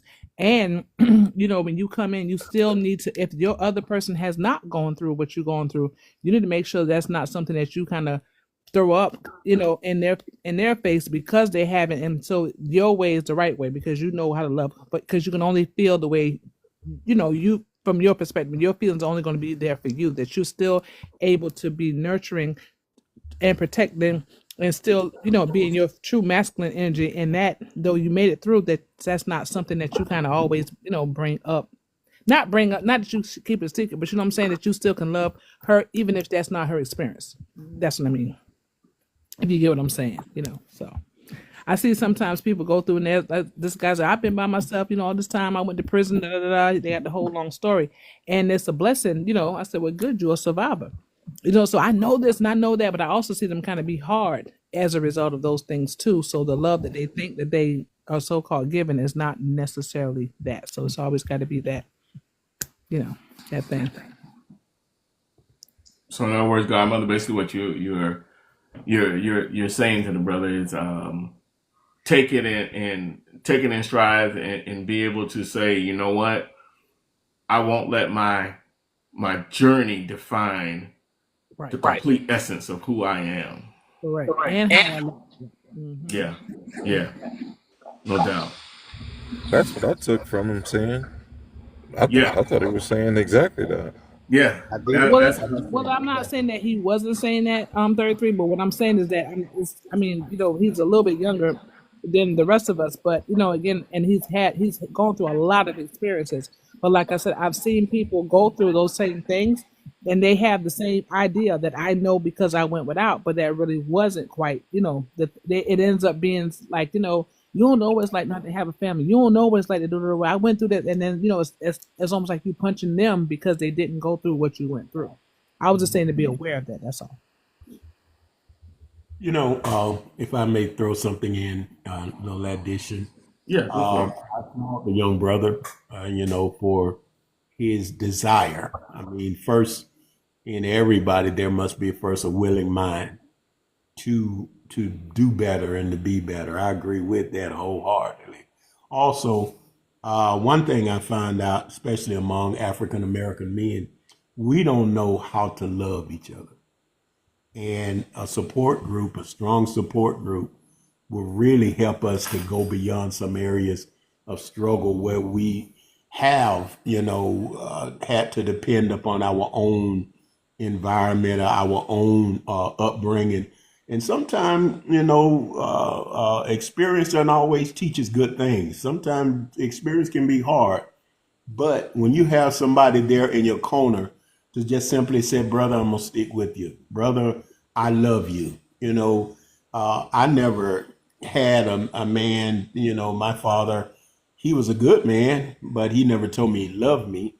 And I was at a men's meeting one time, and this guy just grabbed me and put his arms around me. And, I'm looking at him like, man, I don't go that way. I'm straight. I'm all man. But he held me long enough to show me something about love and of compassion. And once that spirit in me broke, I began to feel what love is. And many times we grow up simply saying, a man don't cry, a man don't do this, a man don't do that. And we take those things into our relationship, and we become hard. We become self-centered. We become ego driven. And, somebody, you can't stop, or you can't do this, and you don't cry. And sometimes, every once in a while, you need to cry. Every once in a while, you need to release something. But at the same time, You need to have an understanding partner that's going to be with you, that say, even when you tears, they don't look at you and say, he's a weak man. Sometimes men just need that partner just to lay their head on and just to simply say, hey, I can't take this right now. I need you. I need your love. I need some affection. Not a bedroom affection, but I need somebody just to hold me, just to show me that what love really is and what love is all about. And I think it goes a long ways, because once you can start sharing those little intimate moments of heart to heart and allowing me to be me, it'll take you through a lot of stuff that we battle in this life. And it'll help you to overcome a lot of things. Because why? From that point on, you'll always look at that person and say, you know what? I can trust her. It doesn't matter. Even though she can go out, other men can look at her, the women can look at her, I know that they're going to come home the same way that they left. I know that they're not going to get involved with other outside, because why? I can trust that person. I can feel for that person. I can let my guards down for that person. And once I can do that, once I develop that trust and that relationship it'll take me 60 years. I would never want to, I would rather go without than to lose that person. And this is what a lot of times when you see them people like that, they've gone through some rough times. I know a family in Alabama when I used to live over there. They were together for 65, 66 years. And I asked the lady, I said, how do you do it? He said, well, when he worked at the coal mine, I stayed home with the kids. And when the mine shut down, he stayed home with the kids and I went to work. And I said, wow, what a combination. I said, how did that work out? And she said, well, we've been together for 66 years. I said, well, y'all must find some type of common denominator. But the abuse of influence, your surrounding. Today, we have to be very careful on the people that we allow in our circle, the energy that they bring in our circle, the way they influence us in so many different ways. It hurts us. Your mate is your mate. Your mate ain't everybody else's business. Whatever y'all talk about in the secret, leave it home. Don't walk out that door angry. Don't even go to bed angry. Listen, get that stuff right, because why? You don't know. You might not wake up the next morning. You might not, and you don't want to hold grudges, because one thing about a grudge can fester and it can turn into an inferno. It's just like a spark can turn into a flame.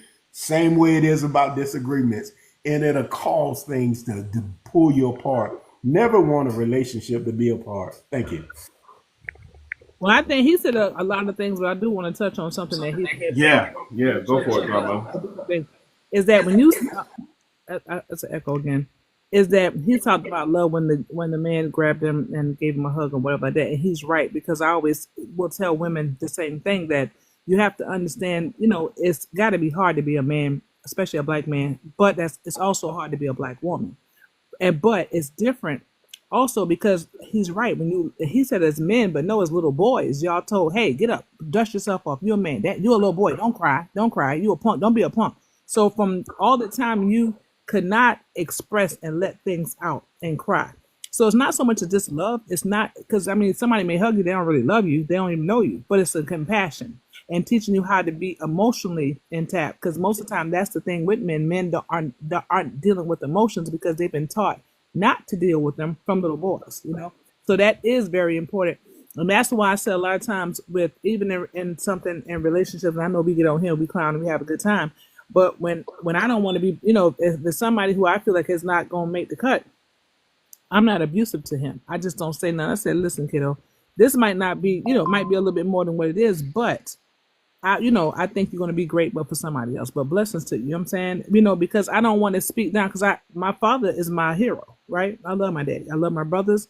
I love my uncles, my nephews. I love them. I love my black men. I don't even, not one of those one time I got to go with a white man. No disrespect to anybody who did, but I personally like my chocolate. So I don't want to go through and ever put my black kings down, because I'm a black queen. And so we have to learn to hold each other up as well. And when a black man is truly being loved and compassionate, he's in tune with his emotions, it's at that point that he can then love a black queen. So I think those things are very, very, key to the Black relationship as a whole. And that is the thing, because a lot of times, society has taught us through colorisms, as well, to treat they treat one bad and the other. You got the music with the men calling the girls bees, and the women calling themselves bees in their music and that kind of stuff like that, bees and hoes and all kind of stuff like that. And so but because the background and the village that we had with that would pitch in and love on everybody and encourage the kids and all that. We don't have the village anymore because everybody's so don't talk to my child. It ain't your business. You go in this house, stay in this house. So it's a lot of that, and there's a lot of hurt out there that cannot be addressed because of that. I raised 5 other children that were not mine because of the fact that I saw things that was going on and their parents just wasn't equipped. So I said, hey, bring that child over here. But now you hear a lot of times of these things happening. And then there's also horror stories like they've been molested or whatever the case may be. So to have someone who's in their good mind to just be able to say, hey, we're a community. Yeah, you might get mad at me, but that's okay. You're going to be all right because you can't beat me. Here's what you need to know, because you can't conquer what you won't confront. And as we, have that kind of a mindset, which is how we were raised, I'm 53, be 54 in a minute. But, in that generation for sure, then, everything gets better. So the men are taught, we love on the men, and then they too can love on the women as well. And then our children are also, good as well, and grandkids. Facts. All facts. Yes. It goes back to what the brother said, man. It's all about the upbringing. Like you said, you raised, 5 kids. You know what I'm saying? And the impact that you had on them, yeah, they're gonna carry that with them for the rest of their life. You know what I'm saying? That's the glue. It goes back to the whole thing about community. We're from that era where, the community raised us. They taught us a lot. There were some things that we shouldn't have been abreast to, but we had to learn our own discernment about those things and say, yeah, okay, I get that part. I don't need to take that with me, but I do need to take the rest of these things with me. You know what I mean? Yeah. Man, y'all dropping a whole lot tonight. I don't feel like I really said as much tonight, but it's okay. Right? Okay. This is what this platform is for, man. This is a safe space. This is where you can voice. This is where you can do everything. Hearing that brother Morris over there, here it is now. Ended up, what I'm saying, he's like, oh man, yeah, shoot, I'm gonna be in Alabama. Then my man 33. Oh, I'm gonna be in Alabama. It might be something, man, where 2 brothers end up meeting each other, man, and saying, man, we gotta. You know what I'm saying? He just got somebody else added to his community, somebody that's real. You know what I'm saying? So, I always try to make sure that something good comes out of every time I do this. You know what I'm saying? That's my whole purpose. It is to make sure that something gets out of this that somebody else can carry on for the rest of their life with something. You know what I'm saying? So as we get ready to wind down, right, we come down to the last part where, I got questions, questions for everybody that's listening in the chat, who's on screen, everything, right? We talked about a whole lot. Hey, Rose, thank you. I appreciate that.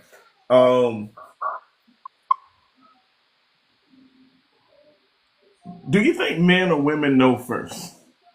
Because we talked about the whole thing, the whole topic of how long does it take to know that you found the one. Who do you think knows first, the man or the woman? The man. I think it's the man, because the man has to. When he makes to do his thing, that he's going to show her, and then at that point she'll say, "Oh yeah, this is the one." So it's always going to be him. Okay. So next level says he thinks it depends on the purpose on the person. Okay. Um, look, I think everybody has their own thoughts, and that's what I like to keep it. Everybody has their own thoughts. There's not a right or wrong. You know what I'm saying? Yeah, no doubt, no doubt. Here's a good question. Y'all know I have to always have a question that kind of stumps. Can you love someone and still not be ready to marry them? Yeah, yeah. Let's never say he knew right away. I know. He said he knew right away. He said that last night when we was about to get off. He said, I knew right away. I don't know if this would be a thing of you not, like, again, with the love. Maybe I don't think it's the thing with the love. I think the love is going to make you, well, for a man and a woman, it's going to be different. Let me say that, because a man is going to be thinking, first of all, yeah, emotionally, I love her. This is the one I want to be with, but I got to get my credit straight, get my money right. I got to, you know what I'm saying? And I might got a little bit of more plan, a little more playing to do. Let me clean this last little bit out, and then I'm gonna get myself ready for her. So I can see, that definitely, with men, because I mean, again, I got brothers and nephews and stuff, and some of the things they tell me, I'd be like, boy, y'all Negroes is I'm saying off the chain, but they say, oh, y'all, this the one, auntie. Well, how you know?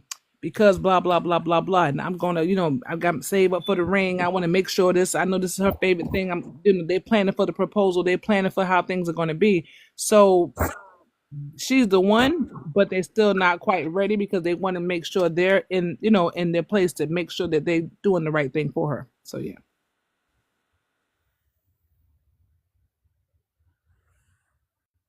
You muted, Marlon. You muted. Oh, there we go. So, right, welcome in.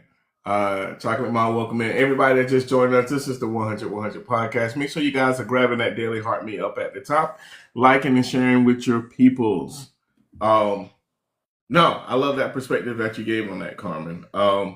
Here's the next question.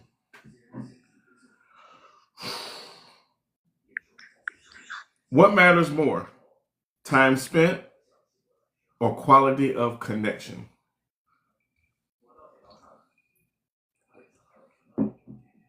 Quality of connection.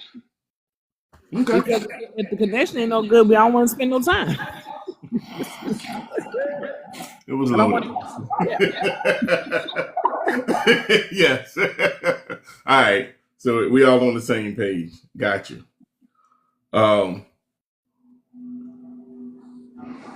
Would you marry someone who says, I love you, but I'm not ready? No.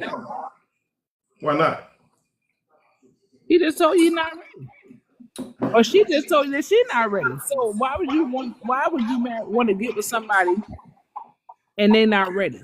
I think it's good because to know that hit the mute.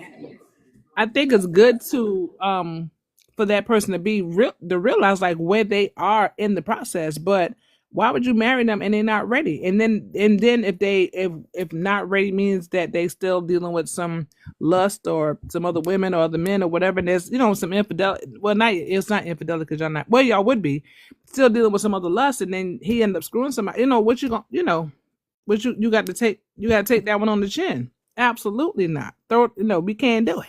So they keep, nines and guns and knives away. Let's just wait until they're ready. Plus, when you do something when you want to be ready, when you're ready, it just feels so much better. Renata, fam, welcome in.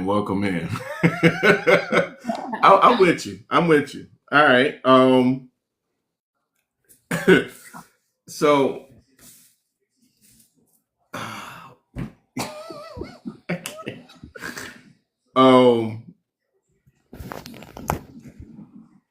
One thing we have to always remember, right, with marriage happens when two people are emotionally mature enough to choose each other daily, not just feel love occasionally. We talk about so much when we come into here, right? But I like to go back to some certain points. Emotional maturity, that's one. Accountability, that's another one. That's Tay's biggest big word. Accountability. We always say at this big age, we got to have accountability and everything. And emotional maturity is that part to say, am I in a place that I'm ready to be a husband? Am I in a place to say I'm ready to be a wife? Do I display the characteristics of a husband? Do I display the characteristics of being a wife? What are those characteristics? You know what I'm saying? Those are the part of the emotional maturity that you got to ask yourself. And then you also got to be okay that you're not ready for it. Be okay saying, hey, I'm not ready for marriage yet. That's cool.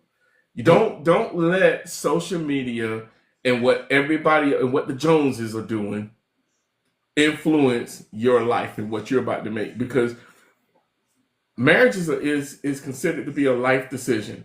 Whether it lasts or not, for whatever the circumstances are, it's still considered to be a life decision, right? That's where your emotional maturity comes into place. Your accountability is holding yourself to a particular standard. We started off this whole podcast tonight on talking about standards and requirements. You first have to understand who you are to understand what your requirements and your standards are. If you don't know who you are, this is the time where you need to seek out who you are. Find out the essence and the core of who you are to know what is important to me. Because somebody else, what may be important to you may not mean a hill of beans to somebody else. And then stand on it. And stand on business. And them young folks. Yeah, because sometimes you're too much, you do that. And then some people kind of waver. But if that's what you feel, that's what you stand on. Mm-hmm. For sure. Yeah. Well, look, we've gotten to that point. We're coming down to the wire. This is the part where I like to give a takeaway from everybody. Everybody that had, something to add to this, whether it's in the comment section or on my panel. I'm gonna start with my panel first. What's one takeaway that you guys can? No, actually, you know what? No, let me start with the comment section first. Anybody that's sitting here listening, give me one takeaway. Let me give everybody just a couple of minutes here. Type in a takeaway that you got from this, and then we'll move to my panel.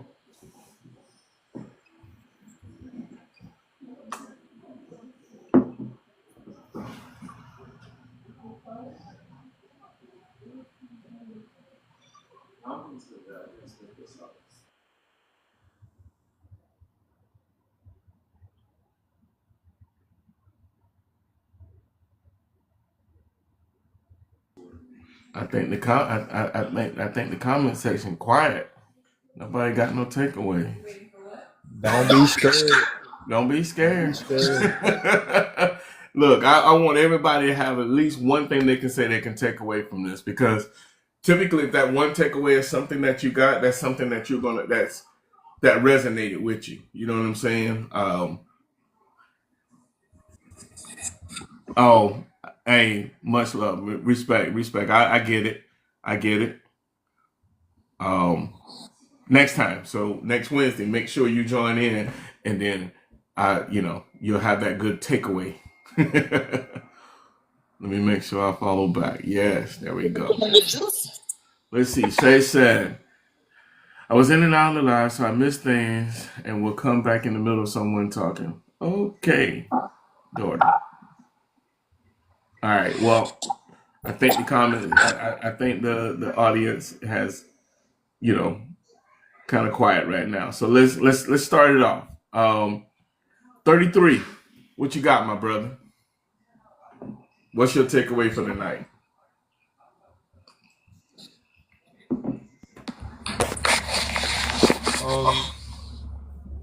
It's kind of my own put together, which is just being patient and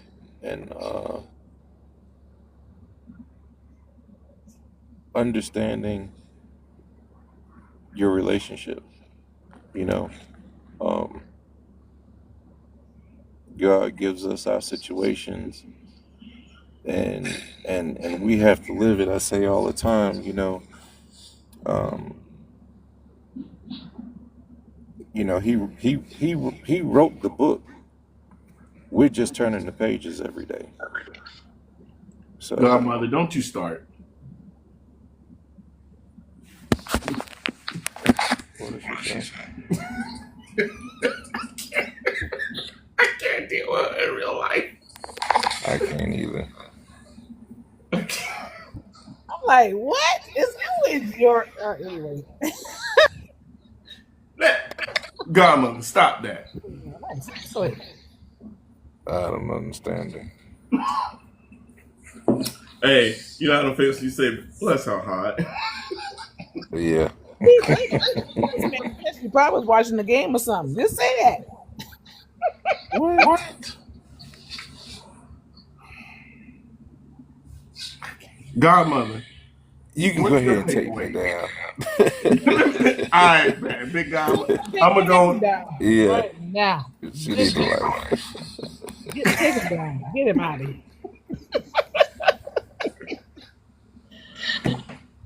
All right. Godmother.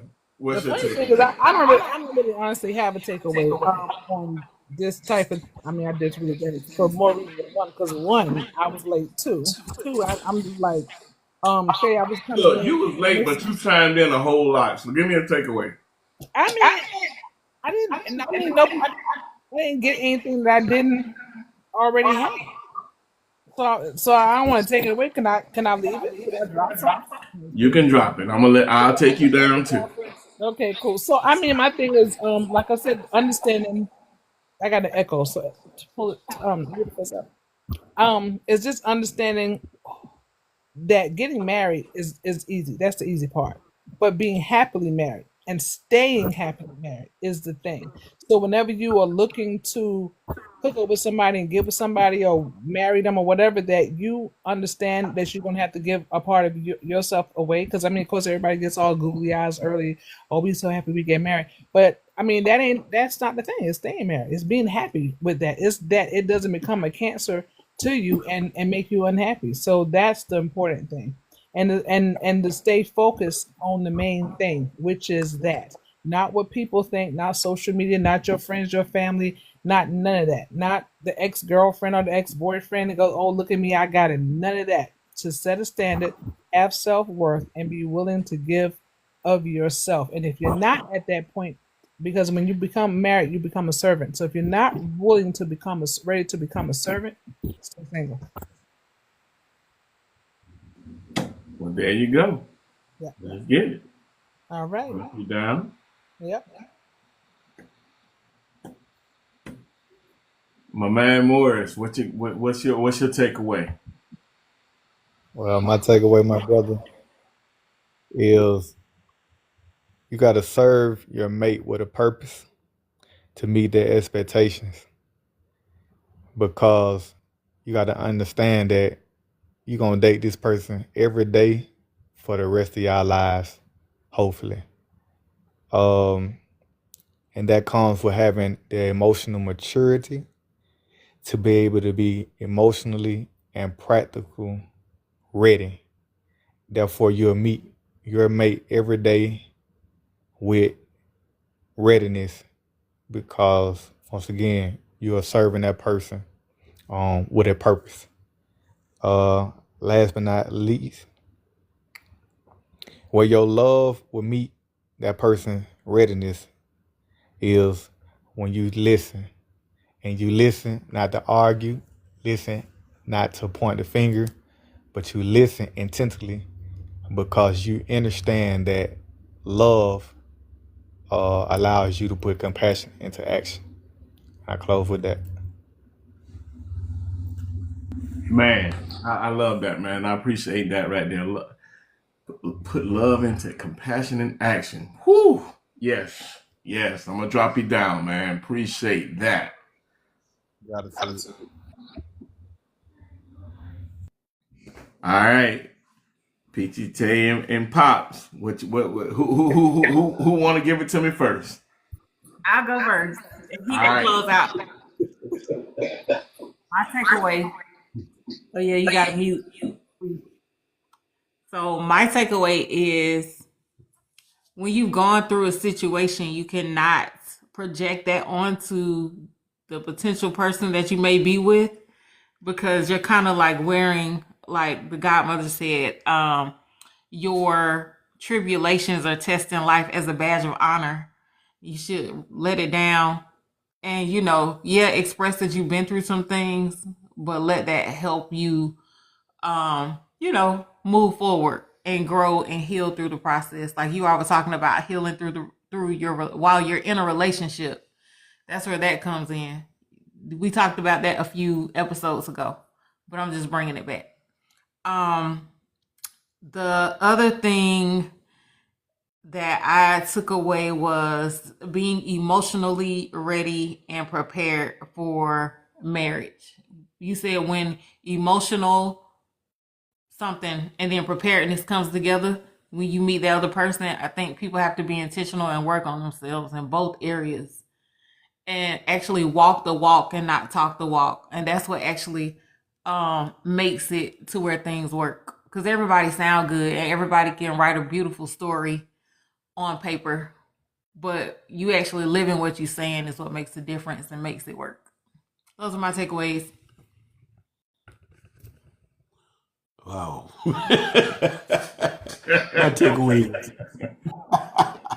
My takeaways are this.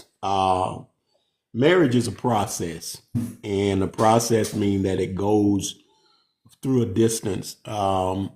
It's not just something that you jump into immature or just through, sometimes you get into it because of lust and desire, but you get into it for the right reason. The reason have purpose behind it. And one main thing that I've often learned over the years is that pave your own road. Many times we try to live from everybody else's life instead of our own life. We can't be our mom. We can't be our dad, our uncles. We can't be our friends. Let's be ourselves, because you're bringing two different people together to make them one. And I like the Old Testament scripture, Genesis, when God said about let us make man in our image after our likeness. And he said he made a helpmeet. He put the man to sleep and brought a rib from the man's side, understanding where that woman fit. And many times if you get the right rib, it'll work every time. It doesn't matter what. Why? Because that rib fit. Many times we get ribs that don't fit and we keep wondering why it don't work, because we didn't get the right rib for us. So my takeaway is this: maturity, walk in purpose, knowing who you are, and work at it. And close out for the night. Thank you. Enjoy tonight too. Man. I'm gonna drop it down and then I'm gonna give my takeaway.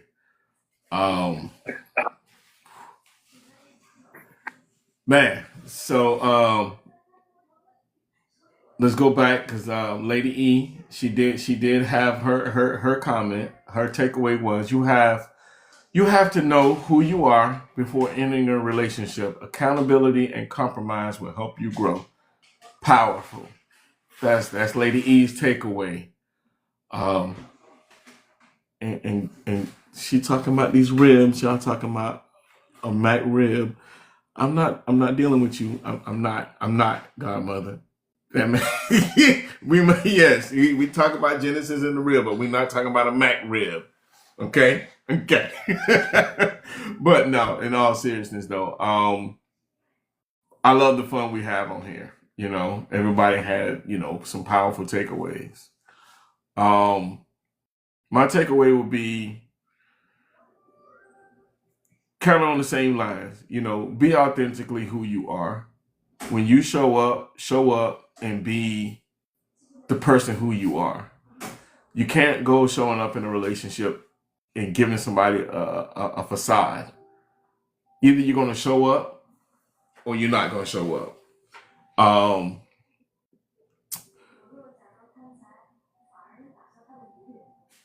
Another part of it is this, as we navigate through this thing called life and relationships, understand who you are. If you don't know who you are, make sure that you take the time to figure that out.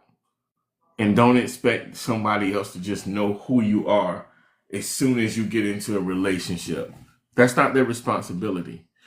The responsibility of yourself is to come in as a whole person, coming into that relationship so that you can bring 100% of yourself. Hence the name of the podcast, 100-100, because you can't come in 50-50. You can't come in, you got to come in at 100%. And honestly, there are going to be days, even when you get ready to go into a marriage and a relationship, that you're not going to be 100. But if you have to have so much intentionality that you come in at 100, even though God knows there are going to be days when you're going to feel like you're at 20 and 30. And that's okay. That's okay. But as long as you have that right helpmate, and that helpmate is the person that says, you know what, I recognize that my person is coming at me at 40% today. Let me put in a little bit of extra. You know what I'm saying? Let me put in a little bit of extra so that I can make sure that we all balanced out, make sure that we good. You know what I'm saying? That's the level of maturity that you got to have when you come into the relationship. I don't think it's necessarily an age thing. I think it's a choice. You got to choose to say that I am going to come in and I am going to do this. I am going to do that. You know what I'm saying? Like Bless truly said, big facts. Tay says the maturity for marriage, work and it will work. You know what I'm saying? You got to put in work. Like, relationships are not, you got to put in just as much work as you put on them folks' job. You got to put double that into your relationship. So that's the gist of it, guys. Absolutely. Like 33 said, yeah, you got to have a little patience. You got to have patience and give yourself grace. You're not going to get it right every single time on the first time and everything. But before you can show up to be the person for someone else, you got to make sure that you are ready to be with someone else. You got to make sure that you have put in the work so that you're right for the next person. You know what I'm saying?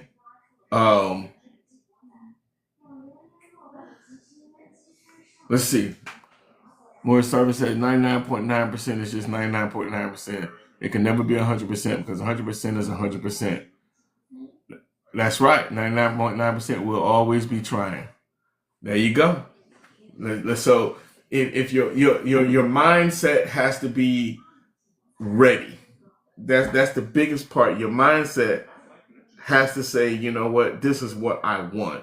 The only way you're going to discover what you want is to know who you are. So with that, outside of Godmother and 33 going back and forth in these comments, tell me about it, Tay. They over here flirting, right? Get them. Look, man, peace and love to you guys, man. I love all you guys. I appreciate you guys so much, man. Every week, I look at how much this is growing, how much everyone is getting from this. We have a good time. We have fun. We joke around, but we all know where the seriousness comes at.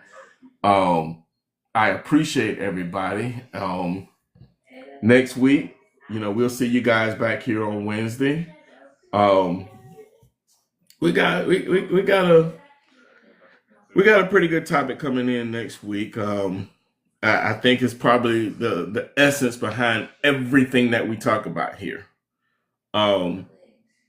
Next week, Wednesday. I know you guys are gonna forget, but you probably won't, because next week, Wednesday, 7 p.m. Central Standard Time, 8 p.m. on the East Coast.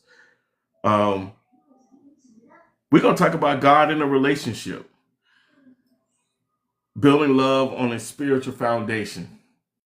All right, because without God, nothing is possible. And I'm not pushing, I'm not pushing religion or anything like that. I'm talking about God. And if you're listening and we don't serve the same God, I'm not shunning you or looking down on you. I'm saying, this is where I'm at. You know what I'm saying? God is the head of my life. You know what I'm saying? And I will never look down on that, and I will never not represent that. So that's important for me. So whether I have one person on here listening to it or not, we're going to talk about God in the relationship and building love on a spiritual foundation. So make sure you guys, as the godmother said, her topic tonight, tomorrow night, she's going back to her Carmen After Dark. I'm glad I sparked that back up in her to go ahead and do that. I'm gonna take some credit for that. Yes. Her topic for tomorrow night on Carmen After Dark. What's a turn on and a turn off in dating? So Carmen, godmother, where are we gonna be? Is it going to be on TikTok or Facebook Live? Where are you going to? You might want to let everybody know where that's going to be at. Where is it going to be at for your Carmen After Dark? So we know where to come at.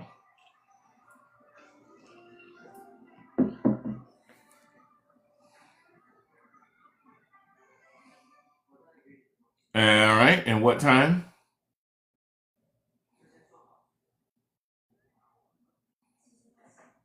All right. 8:45. You guys got the time. So grown folks, y'all get ready. Grown folks, she gonna be on tomorrow night. So make sure you guys tune in tomorrow night at 8:45 on TikTok. Yes, that is Eastern Standard Time. So if you're Central Time like me, that means it's 7:45. Yes, Lady E. Make sure you guys are following each other. Everybody take a second and follow each other so that everybody can tune in.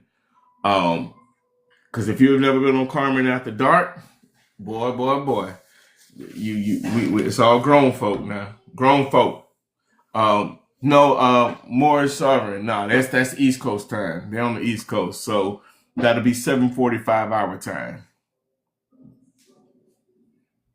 So everybody, make sure y'all following the Godmother Real Estate. Make sure your guys are following Morris Sovereign, 33 Big Guy, Lady E, PT Tay, Shay. Everybody follow everybody. Let's make sure that we are all in support of everybody, and make sure we get that out to everybody so that everybody's following Blessed Truly. Make sure we following Blessed Truly. Let's see, make sure I ain't forget anybody. We got 33, Lady E, Shay, Blessed Truly, Rose. Make sure I'm going back looking through all the messages and stuff. Forgive me if I miss anybody. Make sure you guys are following everybody. And at the end of the day, this is going to be the end of it, guys. I hope you guys have a blessed night. We'll see y'all next week on the 100 podcast, but I'll see you guys tomorrow on Carmen After Dark. Peace.